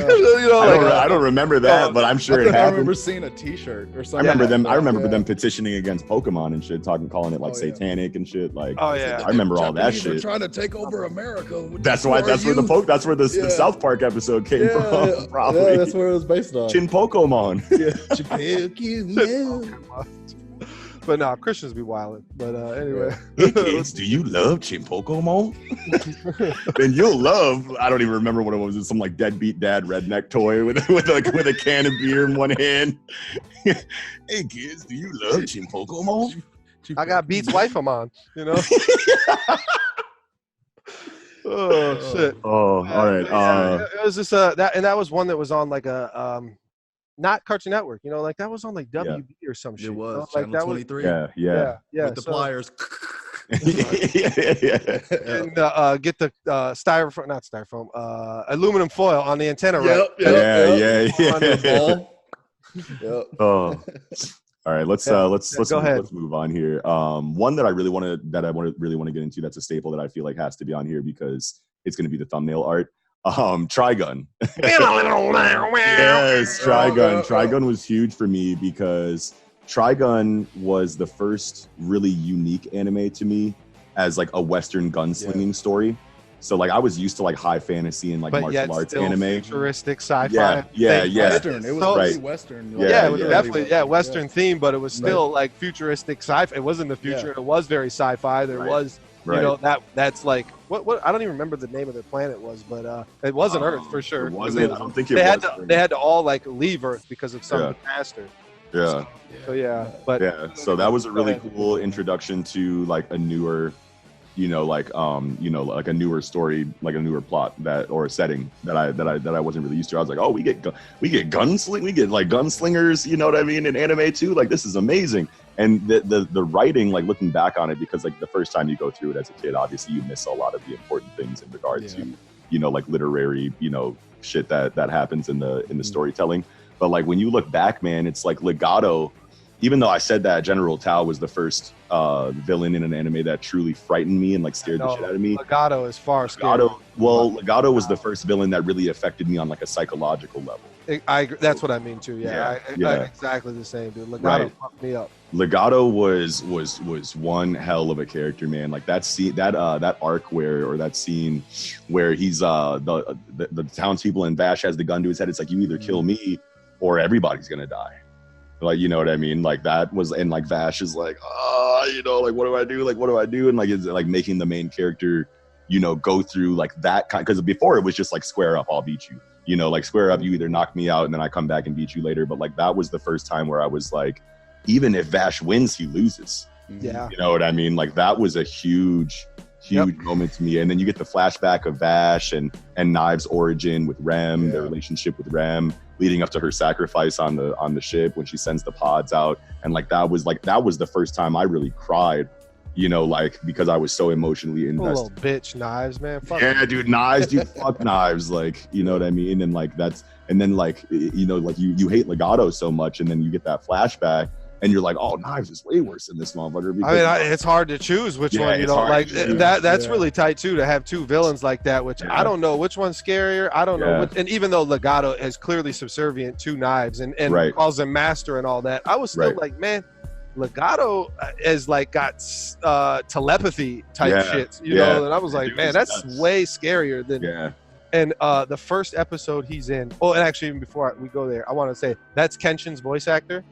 No way. Yeah, Legato Really? is. And so That think about the is range it. that guy has, dude. Think about the range. Wow. That's I don't even know his name, but it's a great fucking voice actor.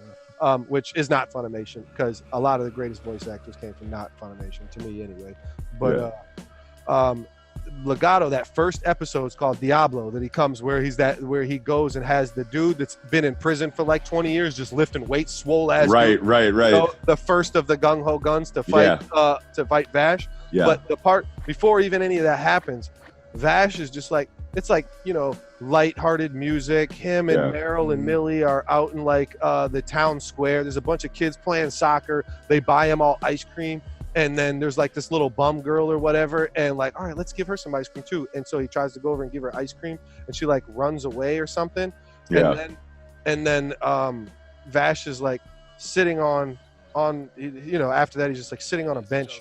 And Legato passes him. And just senses evil aura and see the skull shit on his arm. You have like the worst fucking feeling, and the music changes, and the mood gets dark as fuck. And then very reminiscent of like Deku and Shigaraki's first encounter. I never even thought of that, but that's pretty crazy. And wow. Legato sits on the bench across from him, like behind him, so they're facing different directions. They're not looking at each other on opposite ends of the statue, but they're talking to each other telepathically. And Legato saying all this, you know, shit to him or whatever. And he's like, I could kill everybody in this city right now, you know. And that little bum girl walks up to him like a drone, and fucking Vash gets a fucking mental vision of Legato just grabbing her by the fucking head. And then he turns and Vash turns around quick as fuck, like he's about to shoot him, and then you just see Legato with his hands up, and he didn't do nothing the whole time. He's like, hey, whoa, dude. And the little girl's like happy, and she's laughing, and she like, you know. And Vash's emotional state, like in his face, is so. That was so good. Just how they conveyed his emotions. In that anime. In any of Vash's interactions with Legato, you can just see that he is just mentally broken dealing with this dude, and that's why like Legato really is like slept on for like top villains in anime history. You know what I mean? Like you never hear Legato come up. No. You know, like I mean, like I don't know. It's hard to like remember thinking back, but it's like you really don't hear about him because maybe people don't remember or you know, but whatever. But it's just like Legato's 23-year-olds controlling the internet right now. They're gonna say fucking I don't know, Zamasu or something from Dragon Ball. Worst, you know. Pain. Pain's up there though. Zamasu. Pain's good. Pain had a lot of pathos and like relatability. But yeah, man, like a lot of really good things coming out of Trigun, man. And even like just like the Vash and like Knives dichotomy, like of seeing their origin and like coming up as twins, and then like when you find out that they're like they're like test tube children, you know what I mean? They're like plants, brother clones, brother clones, like and they aged like to adulthood in like a couple months, like they like you didn't know that before that flashback. And they're both 170 years old or whatever. Yeah, like when you get that information, you're just like this shit just got so deep out of nowhere, you know, because Vash is introduced as such a jovial, like silly, like goofy character, and you don't expect him to have this much depth. I mean, like when he switches up and gets into his serious mode, it's like a whole nother person. Especially in that episode I'm talking about, Diablo. That's the first one where he's like, "You killed all the people," and he gets real mad, because the coldest part too is when he jumps out. And it's the first time you see like his other arm, the hidden gun, turn into his left arm, turn into the gun, and into the submachine gun. He puts the barrel right on dude's eye, like, "You killed all the people. You're responsible." And he starts yelling at him, and you just see that turn crazy. And it's so tight because he has his glasses on, but you can never see his pupils, and his glasses are either like yellow or they're shining. Shining blue. And he's like a demon, and he's like, "I saw the eyes of the Diablo." Dude, the very first AMV that I ever saw back before YouTube, you had to like see it on like some like weird site that like MySpace brought you to or something like that. The very first AMV I ever saw was for Trigun, and it was a Gung Ho Guns scene AMV of like all of like the Gung Ho Gun scenes, and it had the music in the background was from my favorite band in high school, Coheed and Cambria. The song was Delirium Trigger. If you don't listen to Coheed and Cambria, go and listen to Delirium Trigger and just picture, like all of like the tightest Trigun scenes ever to that song, and just like relive that with me. because like I was like, whoa, they're making music videos out of anime and shit. What is going on? You know, I thought like you were gonna say Linkin Park too, because that's every AMV. Every other AMV ever made is Linkin Park. Linkin Park and Papa Roach. Cut my life into Evanescence. Evanescence. Yeah. Wake me up inside. Wake me up. Save me. Oh man. Oh yeah. Anime nerds are wilding with Evanescence and Linkin Park. Yeah.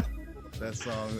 How many Vegeta videos of him like looking up at the sky when it's raining with that song in the background? Yeah, right. Dude, there's actually one that I specifically remember with Evanescence in it from the fucking Boo saga with the Final Atonement episode where he he hugs, you know, Trunks and then blows himself up for Boo, and then Boo just reforms and he like turns to stone. Amazing writing for something. Writing for something that wasn't planned. Right. That's like a top 3 fucking moment of all Dragon Ball series. That is like my favorite moment in the entire series. Ever since you were a baby, I've never held you once. Right. Yes. And it's like, I just want you to know. Hey, if you didn't cry right there, especially if you got Hey, I got a hard body dad, you know, like, and I had to deal with that kind of shit too. That really fucked me up, you know, where I'm like, you know, he's like, I've never held you ever once since you were a baby, but I just want you to know I'm proud of you, my son. And he just, Trunks just looks up. He was just like, oh my God. And then he gives him that weak ass hug. And then he chops his ass. Bro, fuck me up when that man. Dude. I was mad when that happened. Hey man, that hit you with a lot of emotions. Like all of them. Like you just like cried for him. You were so happy. You were so sad. Just everything that happened. Then you're mad. You're like, and then Goten's like, "You're his dad. That dads aren't supposed to do bad things." Yeah. And your voice sounded just like Goten's right there. Like that was so good. Yeah. Hey, these '90s shits, man. I've watched all these 20 times though. Yeah. All right. What's next, Klasik? Let me see here. Well, I had Trigun on there. Yeah, of course. I'm low-key figuring out that I like the techno punk. What'd you call it? Cyberpunk? Cyberpunk, my bad. No, you're good. Probably you're good. low-key the cyberpunk fan. I didn't realize it. I mean, I like so many different things. What do you think what the next one is? Yeah, man. Get yourself a Sabo hat with goggles on it. Yeah. Hey. Yes. Oh, that's exciting. All right, so I can't Steampunk. Oh, sorry. Yeah. Anyway. Yeah. I can't really remember a lot of the story of this, but this was like one of the first. Oh, actually, let me go back. I'm gonna go back to a different one. Yeah. Fist of the North Star, bro. Ooh, Kenshiro. Hey. Okay, so if you ain't already dead, what are you? You know? So, that, along with Ninja Scroll, I think I Yeah. probably saw both of those on the same day. Yeah. But I think like that's a hell of a day for you. Yeah, it was, and that's when my life changed. But so I'm with you. So like I remember walking past and like he just like my homie's brother was the one who kind of got me into it. He was the only person I ever see watch this stuff. He was older than us, and he just had everything he did was dope. You know what I mean? And like I remember walking in, and he was like, "You guys haven't seen this?" Because I was like, "What is that?" You know what I mean? He's like, you haven't seen this? He's like, come check this out. And he starts it over. And like, I vividly remember the scene where like Shin digs his fingers in Kenshiro's chest. Oh yeah. And I'm just like, what is going on? You know what I'm saying? So I gotta put that on as like an OG one. And honestly, like I'm kind of slacking because I didn't have a lot of opportunity to watch like the whole series. You know what I'm saying? Like, these were like, I had to like steal these moments. I had to like find a way to like hustle to find somebody who had a tape. Who had you know some what shit. I mean? Yeah, dude. I asked people at school like, hey, you know what I mean? Yeah. So like, don't tell anybody, but your guy anime. Yeah, right. Like, you even but I better not hear nobody. Right, don't let nobody know. Yeah, it's and so crazy that there was a time in our lives when this shit wasn't popular. Right. Or accepted. You know what I mean? Like, yeah, people thought you were like, oh, that's lame. You know dude, you really had to hide your fandom back. You don't want to see this Kaioken, I promise. Yeah, especially I will activate like right now. Especially in like the black community, like you couldn't. And then all of a sudden, one time, like some black dude was just like, hold on, these motherfuckers in box. Yeah. RD1 World. Yeah. That's the best. Supreme teams. They're the best. They're just the best at those. They are the best, man. And I got to go back to the Fist of the North Star, bro, because I remember I used to go to this store called Shinder's, bro.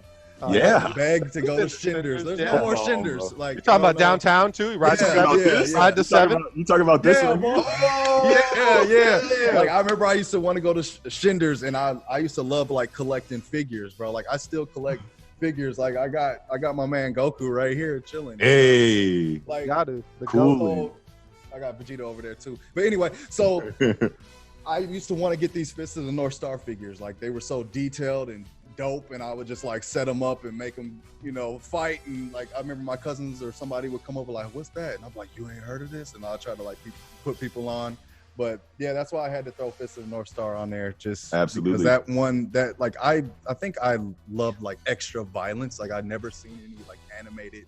Right. You don't get that in the West. There was nothing. You get like superhero that. stories where they beat you up and then send you to jail. Like somebody would just get punched in their face and there's not a mark. There's right. Yeah. Cyclops melting Sinister into a green ooze. That's the worst you got.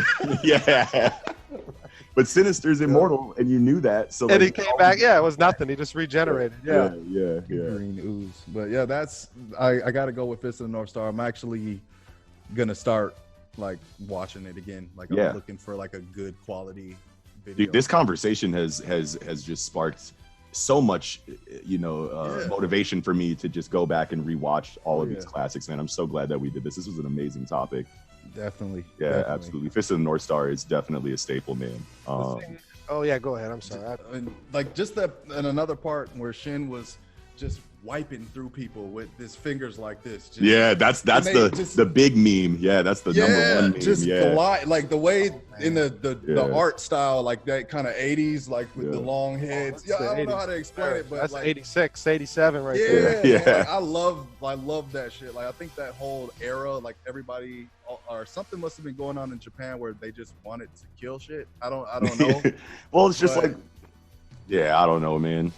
Yeah, just the culture, and they're taking it to the extreme of their culture with martial arts and shit, which so tight. But what I gotta say, since we talked about memes, and Fist of the North Star is like one of the king of memes as far as like anime goes. Yeah, one of the best ones ever is where Kenshiro's in the haystack, and the dude opens the haystack, and it's just his face mad as hell, and it's like when I'm lurking on some fine chick's profile and I see a pic of her boyfriend. That's just dead. Like, that's one of the best ones, dude. Bro, the Star memes and the JoJo memes, bro, are so. Hey, JoJo memes are out of JoJo memes. There's a million of them, and they're all amazing. Oh yeah. I got to get hip with JoJo. Honestly, I've only seen a few episodes. I'll just say it's not for everybody. Yeah, I only got into like season or part 3 like a little bit, like back when Nick was telling me about it at like the peak of like our JoJo like conversations in the group chat and whatnot. Yeah. And like, but I'm not too far in it either. But I can still appreciate the memes. I still understand the comedy behind the memes. Like I know enough about the series to like. It's our world though. I mean, that reference earlier. Holy shit though. Sandala Beach. Yeah, and the little the cherry on the tongue. Yeah, that's too good. Man, Araki's crazy because that shit. Dude. I mean, some of the shit he wrote, like, especially once animated, you're like. I think I don't even know how to feel about this. I just remember one time he was it JoJo? I'm not too familiar with the show, but which part? He called his mom a bitch, or he told his mom, he said, "Shut up, bitch," or he said something like that, and I was like, bro, I gotta watch this shit. Like, I gotta watch this. Part 3. That's so I know it was like way later. It was like my cousin, she was watching it. She was like, "You gotta check this out." So she showed me. I was like, the thing I'll say about cussing his mom out, Jotaro is, he's just that punk 17-year-old kid who's 6'9", 300 pounds, the swollest fucking kid to ever live. Anyway, the thing about JoJo is that it feels hunterish at times, where like abilities and stuff, you gotta like, they hide their abilities, they don't tell you, and they try to like just hit you with some shit before you can figure it out, and it's kind of like a mind game. Problem is there's no firm rules, so like it wrapped me in, but I'm like, man, I need none of this shit makes any sense. Like no kind of just like no firm structure. Mm-hmm. Like a lot of weird shit, ass pulls, weird fucking things happen. Somebody can be like, I can blink twice and you're dead now. But it's not that bad. No, it's not that bad. It doesn't seem like the kind of story that like leads you to believe that it's going to be like heavily like strict like continuity in that regard though. So like I feel like it can get away with it. Like it's not like yeah. It's almost a gag anime, but at the same time, it's not. Like it's I don't know, whatever. Yeah. But JoJo, I mean, it's good to even talk about it but I mean, the anime. I don't know when the David Productions did that. Like, I don't know, part 1 started. Probably wasn't the 90s, but either way, Araki started writing that shit in the 80s, like early 80s. Yeah, it's old. And that's then why that art style and stuff. Yeah, is reminiscent of like Fist of the North Star. Like, that's kind of what drew me to it, or like maybe want to check it out. And JoJo was Araki's 3rd book, and there's like a 3-strike policy in Shonen Jump. So like if you get 2 books canceled, then like your 3rd one is your last try. And JoJo was his like last attempt to get it right, and it became one of the biggest ones. Like right so on, like right on point for him. Yeah, big shout out to Araki for that. I just say, obviously, it's a bizarre adventure. Don't take it seriously, and you'll enjoy it. There's some stuff, like if you're just gonna enjoy kind of like wacky, fights that actually are pretty brutal and fucking graphic. Like, shit, people get fucked up. Like, and it ain't no joke. I saw a little bit, like when he called his mama bitch or whatever he said. He was like, "Don't come in this cell" or something like that. And that was so tight. Like, I was like, "Yo, this might be the truth." Like, now I know why I hear about this, or like why I'm seeing it everywhere. So yeah. So what's next, Kicko? I think we're running a little bit long on time, so I think I'll have you do one more, and then I'll do one more to send us off, and then we'll wrap it up. Okay. Well, being that's the case, I think I should hit something big here that wasn't what I was gonna focus on. I was gonna pull some other kind of like lesser known shit out, but I think we should go with Evangelion. Because I mean, Evangelion, it's a staple. It is. It definitely, and it's a 90s anime. I didn't probably see it until the early 2000s, but it was, we've seen Gundam, and we've seen Power Rangers, and we've seen Voltron even, and like where mechs, are fighting, some kind of giant mech fighting in the city thing. Right. But Evangelion just took it to such another level with dude. Biological. It's not a fucking mech. It's a fucking living being. Like that a human being is syncing up, that has to have a compatibility with, because whatever Ava Unit 0 has to fucking you got to be compatible with it in order to even get in the cockpit or whatever. Like, and it have to accept you, right? It has to accept you, yeah. And it was crazy too, because they have a power cord plugged into the back of them too, that is connected to nerve or whatever. There's shit underground, and they're fighting with a finite energy source. That is a weak point for them that could be attacked and exploited. That they have, but the thing is that they're fighting beings, and to try to explain the story to somebody who doesn't really know is hard to do. Right. But long story short, the ending. The ending too. Once you get like episode 18-ish, it starts to. You're kind of confused. You're trying to. I'm gonna have to watch this 5 more times, figure out what's going on at the end here. Just don't think it's going to go that direction. But they find the first angel, Adam, in, I want to say, Antarctica or something like that, and then that triggers. See, and I'm not fresh on this. Evangelion, I have not seen in a long time, but I want to say it's like the 3rd impact. There's these impacts or whatever, and the impact is like an angel touching down, coming from space onto Earth, and I don't know, something about where once they uncovered Adam or found him is like the biggest, whatever, the 3rd impact I want to say that they had, and it just set this motion where it's like, okay, you have Adam, all the other units, whatever I'm gonna call it, they're called Avas, Eve. You got Adam and Eve, and then angels are coming down, and they all have crazy ass abilities. They're all alien type things, and I still really don't know, thinking back, especially because I haven't watched all the movies that came with it. After the first Evangelion movie, I just gotta say I hard quit, because I don't know if y'all seen the first one, but it's doing too much. Like, is that the one where the I don't think I like, remember some weird stuff to her. Like, yeah, I remember yeah. he like did something, and then they like it was just like what the. Like, yeah, yeah. Asuka's in a coma. Shinji's like, I don't know, touching her and like rips open her shirt and her titties come out, and so he jacks off to her. Yeah. Titties. Like, no way. Yeah, And after the first movie. you can hear him like breathing, like real, like it's real quiet, and I remember So that that's scene. when I And quit. No That's- way, I remember that, and I was dude. just like, I was hard done with Evangelion at the time, but like that came later. Like I saw the anime, like the first 26 episodes or whatever it is. Yeah, I'm pretty sure. 26. Yeah. You know, saw that, you know, a couple rotos through, you know, and you're like, this is a fucking crazy, intriguing story. This is taking, you know, I mean, Big O, you know, just I don't know any other giant robot story and kind of flipping it on its head, you know, Right. where you just have this.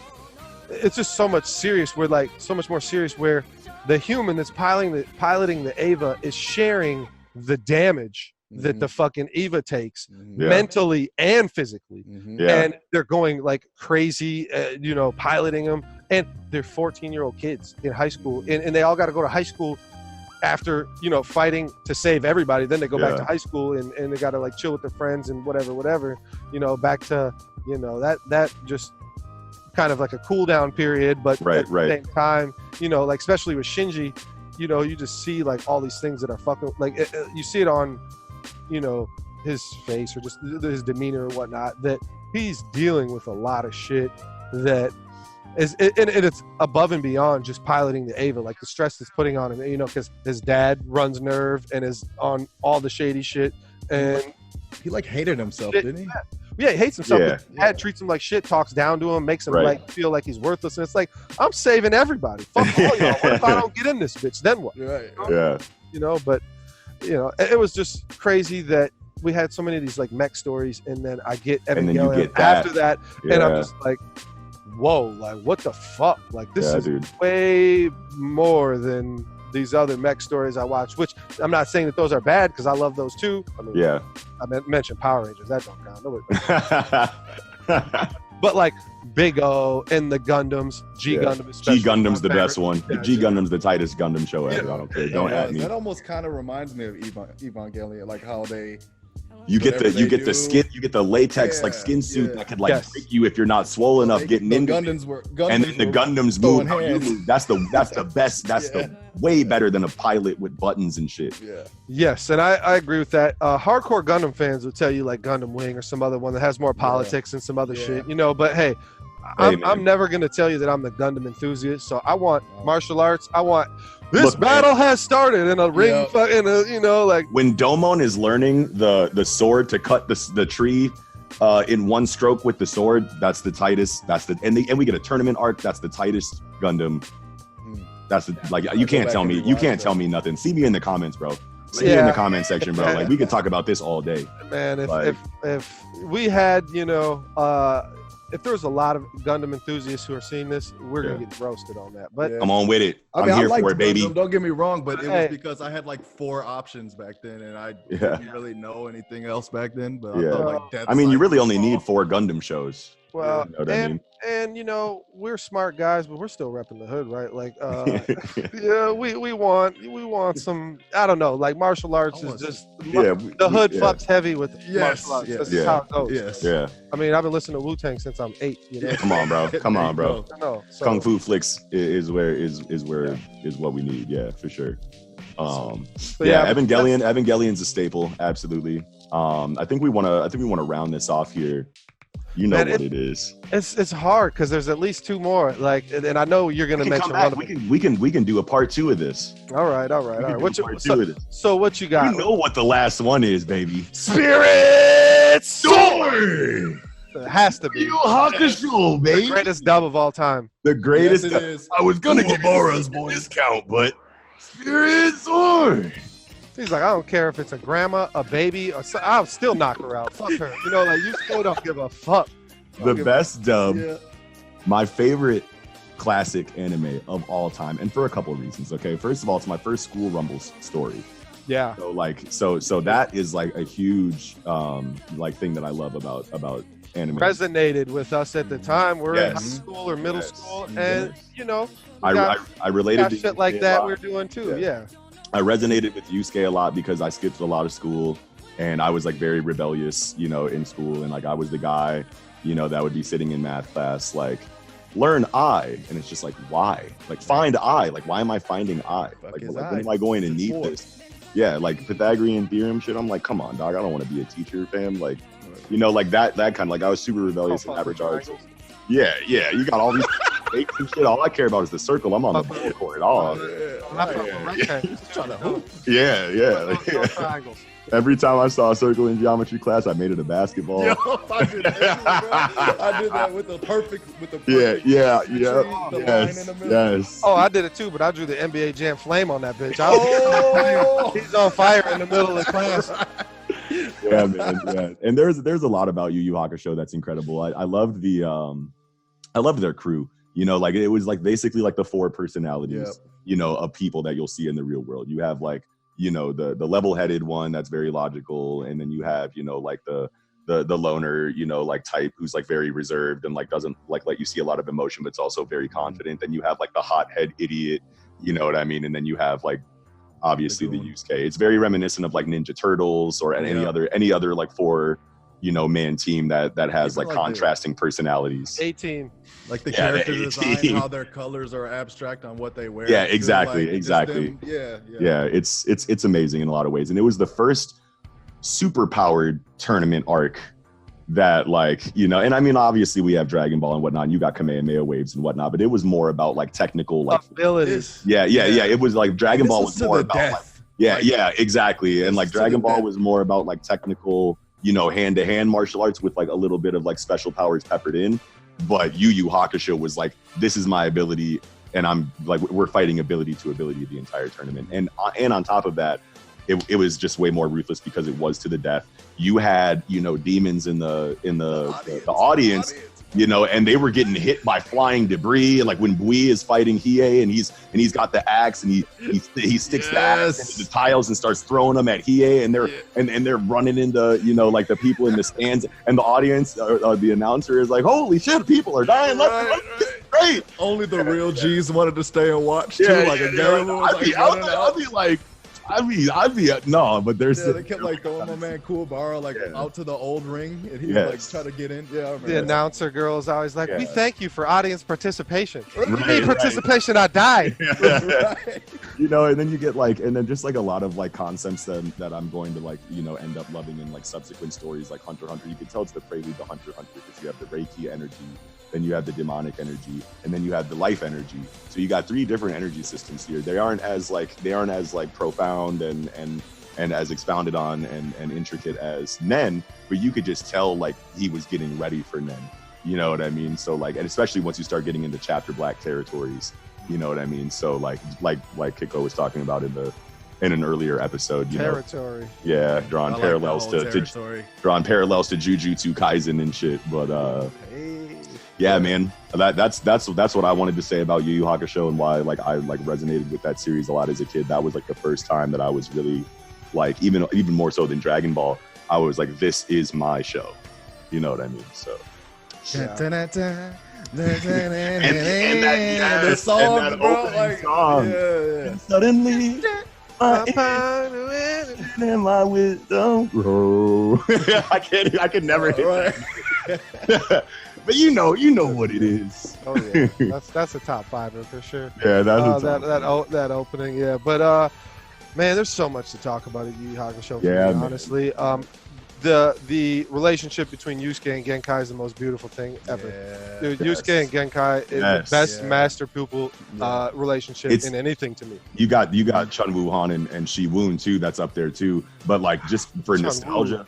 Yeah, just for nostalgia and the fact that it was like the first really deep teacher-disciple relationship, you obviously have to give it to Yusuke and Genkai. But if you don't read The Breaker, that's the closest you're going to get to that level of teacher-disciple relationship. So read The Breaker, y'all. Yeah, a little bit of plug for The Breaker. Yeah, go ahead if you don't know that. Greatest manga of all time. Greatest manga of all time. But so like I can think back to so you get a flashback after. So Yusuke wins the Genkai tournament and becomes her student, which we could talk about that because that shit's so tight. But that's the first tournament you even get before the Dark Tournament. Rando was a good villain too. Was a really good villain. And but after that, Yusuke comes back after 6 months of training with him. He's, there's like flashbacks of him, telling kind of Kuwabara like what he went through or whatever, or at least him thinking about what he went through. And he's like floating on that spike with just his finger. He's holding himself up and with just a spirit energy. And you see that Genkai has the tiniest little piece of fucking energy holding her up, and it's like and his is like concentrate. His is like flailing, and he can't control it at all. Also very reminiscent to Gon's training with Biscuit for the emitter training in Greed Island, where he has to like,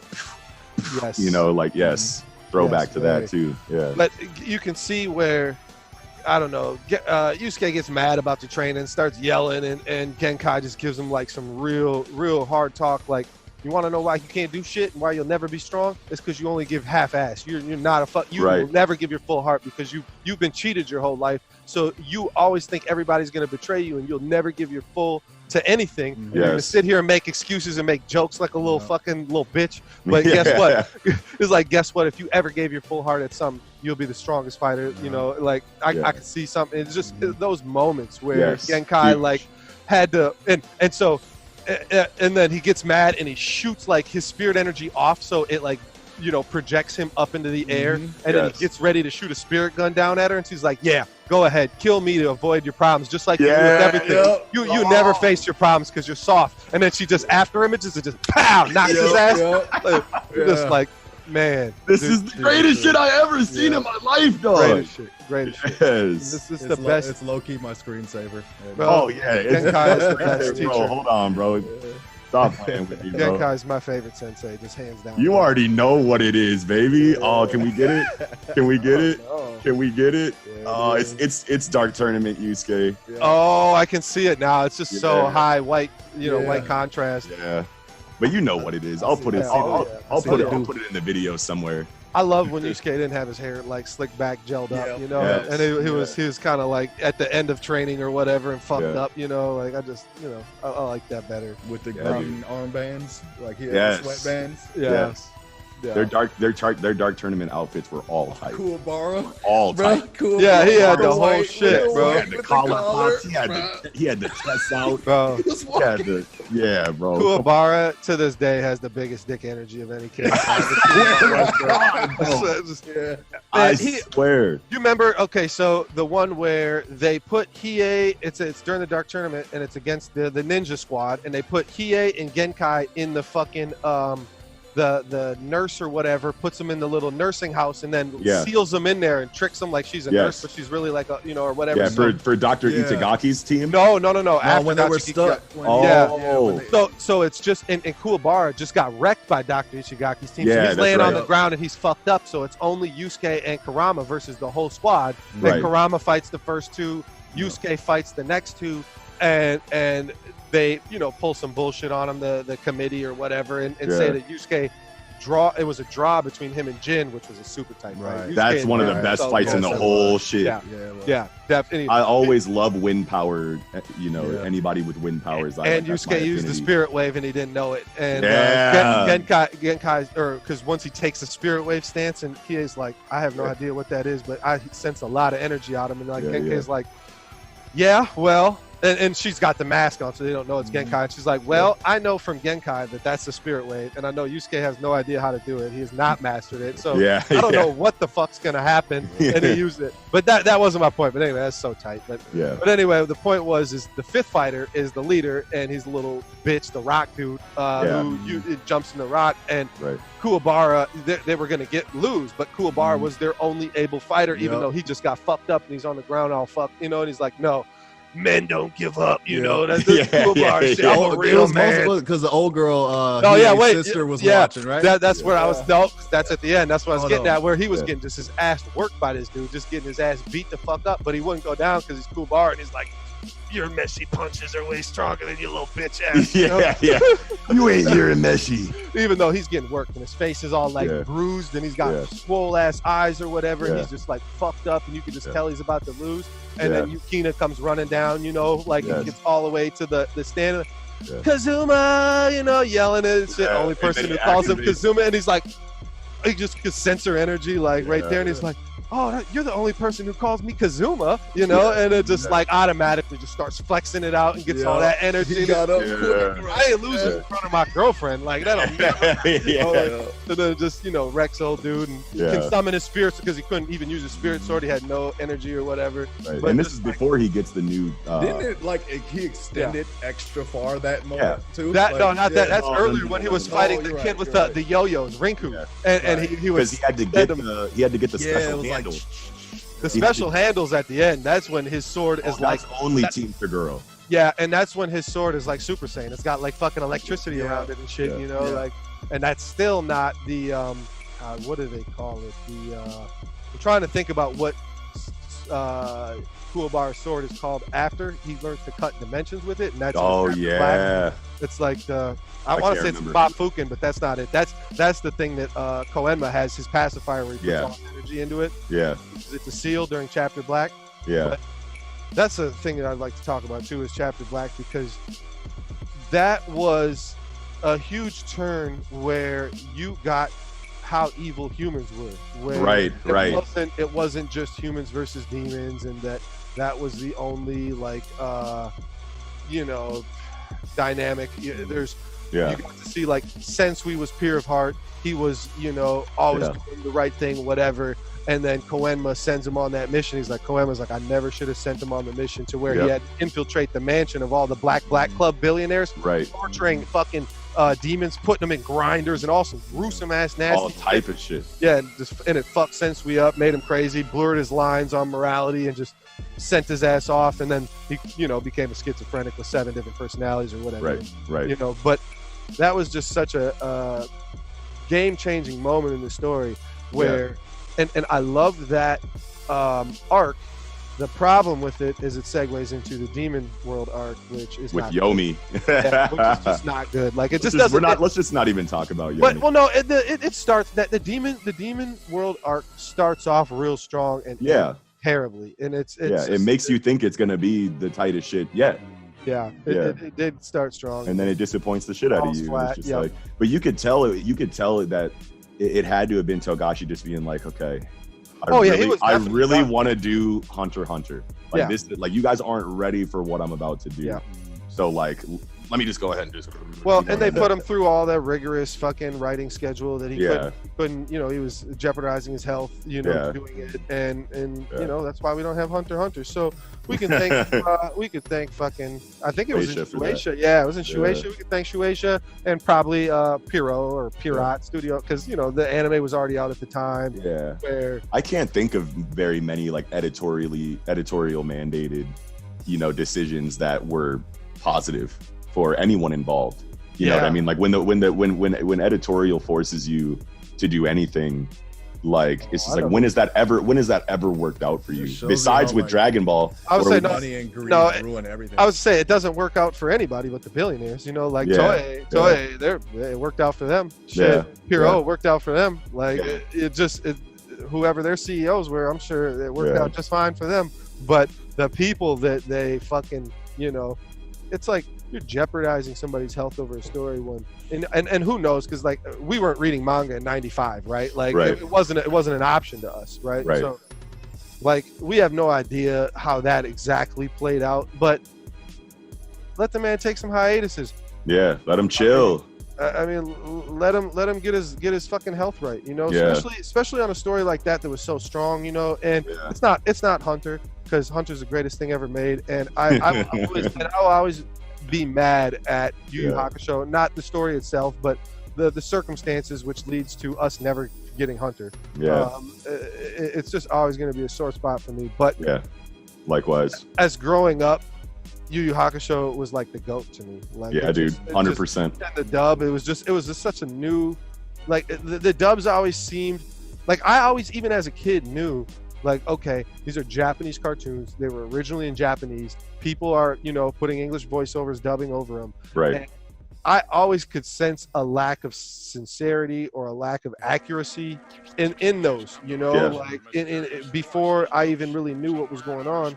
So to have a dub like YuYu Hakusho where I just loved every bit of it and I never thought it was bad anywhere, and I've never like tried to hard critique it, like, whereas, so I've watched all of One Piece, the anime, in Japanese subbed, as I should, but once, because One Piece was ruined by 4Kids, and that's why I marinated it for a long time. And so when Funimation redid it, I felt almost obligated to give it a try. Like, okay, you guys are trying to make One Piece, you know, popular in America, so I feel like I got to give you your money. I gotta, you know, participate. And so I watched probably from the very first episode to NES Lobby dubbed. Really? Yeah. And I didn't know that. And it wasn't terrible, you know. And I'm a big Funimation hater. I mean, just because they got 20 voice actors for 10,000 characters, it's like, hire some people, please. Like, I'm tired of fucking, you know, Zoro and Vegeta and Piccolo being the same voice for everything. It's the same guy for you know, Chris Sabat, which, I mean, after that news that we got today about, you know, I mean, he's we don't need to go into that though. He's hard canceled, but I mean, so maybe Funimation in general. So it's over with.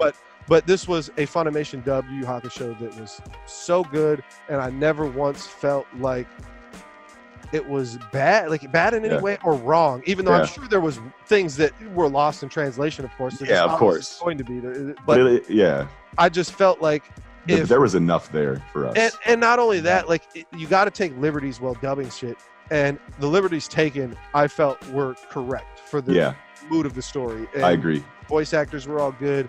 And Kuwabara, again, since I mentioned Vegeta, Zoro, Kuwabara, Piccolo, that's all. It's Chris Sabat. You know, it does so much shit. But that was just so good that you were like, okay, me being a delinquent teenager myself, I can fuck with these, what's actually being said now. And whereas, like, you watch, you know, the other shit, and you're like, man, I know this ain't what they're saying. This is some watered down ass bullshit right here. Right. Some corny shit. Some corny shit a lot of the time, you know. So yeah, absolutely. You got anything else you want to say about Yu Yu Hakusho Classic? That it's the shit. Right. It's a classic. I mean, it's a classic. I think we said just about everything that needs to be said about it, honestly. And like I said, we could do a part 2, you know, of this, depending on, you know, how well it's received, or whether even if we just want to do it, you know what I mean? Like, it's still pretty early in the game, so, you know, like, we could really do whatever we want. But that's gonna do it for looking back at classic anime, you guys. Thanks for hanging out with us for a little bit, and hopefully, you know, you got some big nostalgic vibes, and hopefully, like, maybe people, you know, that are a little bit younger that didn't experience these shows the same way that we did, got a little bit of a glimpse into the past here, you know, with the three of us giving us our, you know, our memories with these classic stories that just mean so much to us as fans, and now as critics of, you know, things going on in this medium. Where would we be without them? Exactly. These are the things that paved the way and set the stage. And if you haven't seen any of these, please, man, go watch them, because they're timeless. They're timeless for real. And just one honorable mention for me real quick. The greatest anime of all time is King of the Hill. You know, I gotta throw that out there. Very good. But go ahead and smash the like button if you enjoyed the video. Smash that subscribe button if you're new to the Project Manga podcast. Go ahead and check out the link in the description. Come hang out with us on Discord. Come hang out with us on Facebook, Twitter, Instagram, what have you. We have a couple of different amazing communities. The Project Manga Facebook group is growing, and it's just so much fun to be in there. It's not toxic at all, and we can have a lot of really fun conversations. It's not just Goku versus Saitama all the time. So, but that's gonna do it, man. I'm Noxi. I'm Kicko, man, from the bridge. Let's go. This is Klasik. And we'll catch y'all next time on the Project Manga podcast. Southside, we outside. Be as brave as you can be, a childlike love, a fantasy. The world is a mystery for you and me. A miracle adventure too. A single wish waits for you. The beating of your heart will see you through.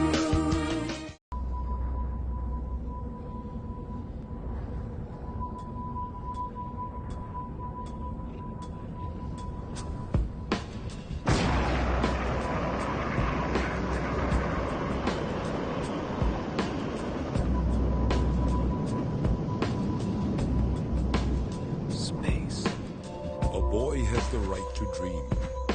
There are endless possibilities stretched out before him.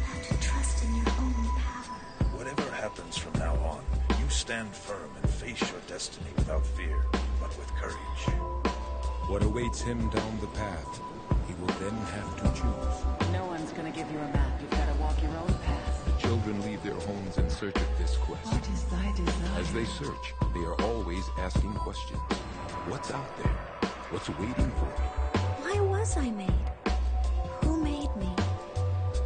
And what did they make me for? Are you gonna go up into space with your old man or not? Maybe I'll never get over this. I've lived my life following my dreams, and I don't have any regrets. You're gonna just keep running away? Just keep running away? I'm not running. 8, 7, 6, 5, 4, 3, 2, 1, 0.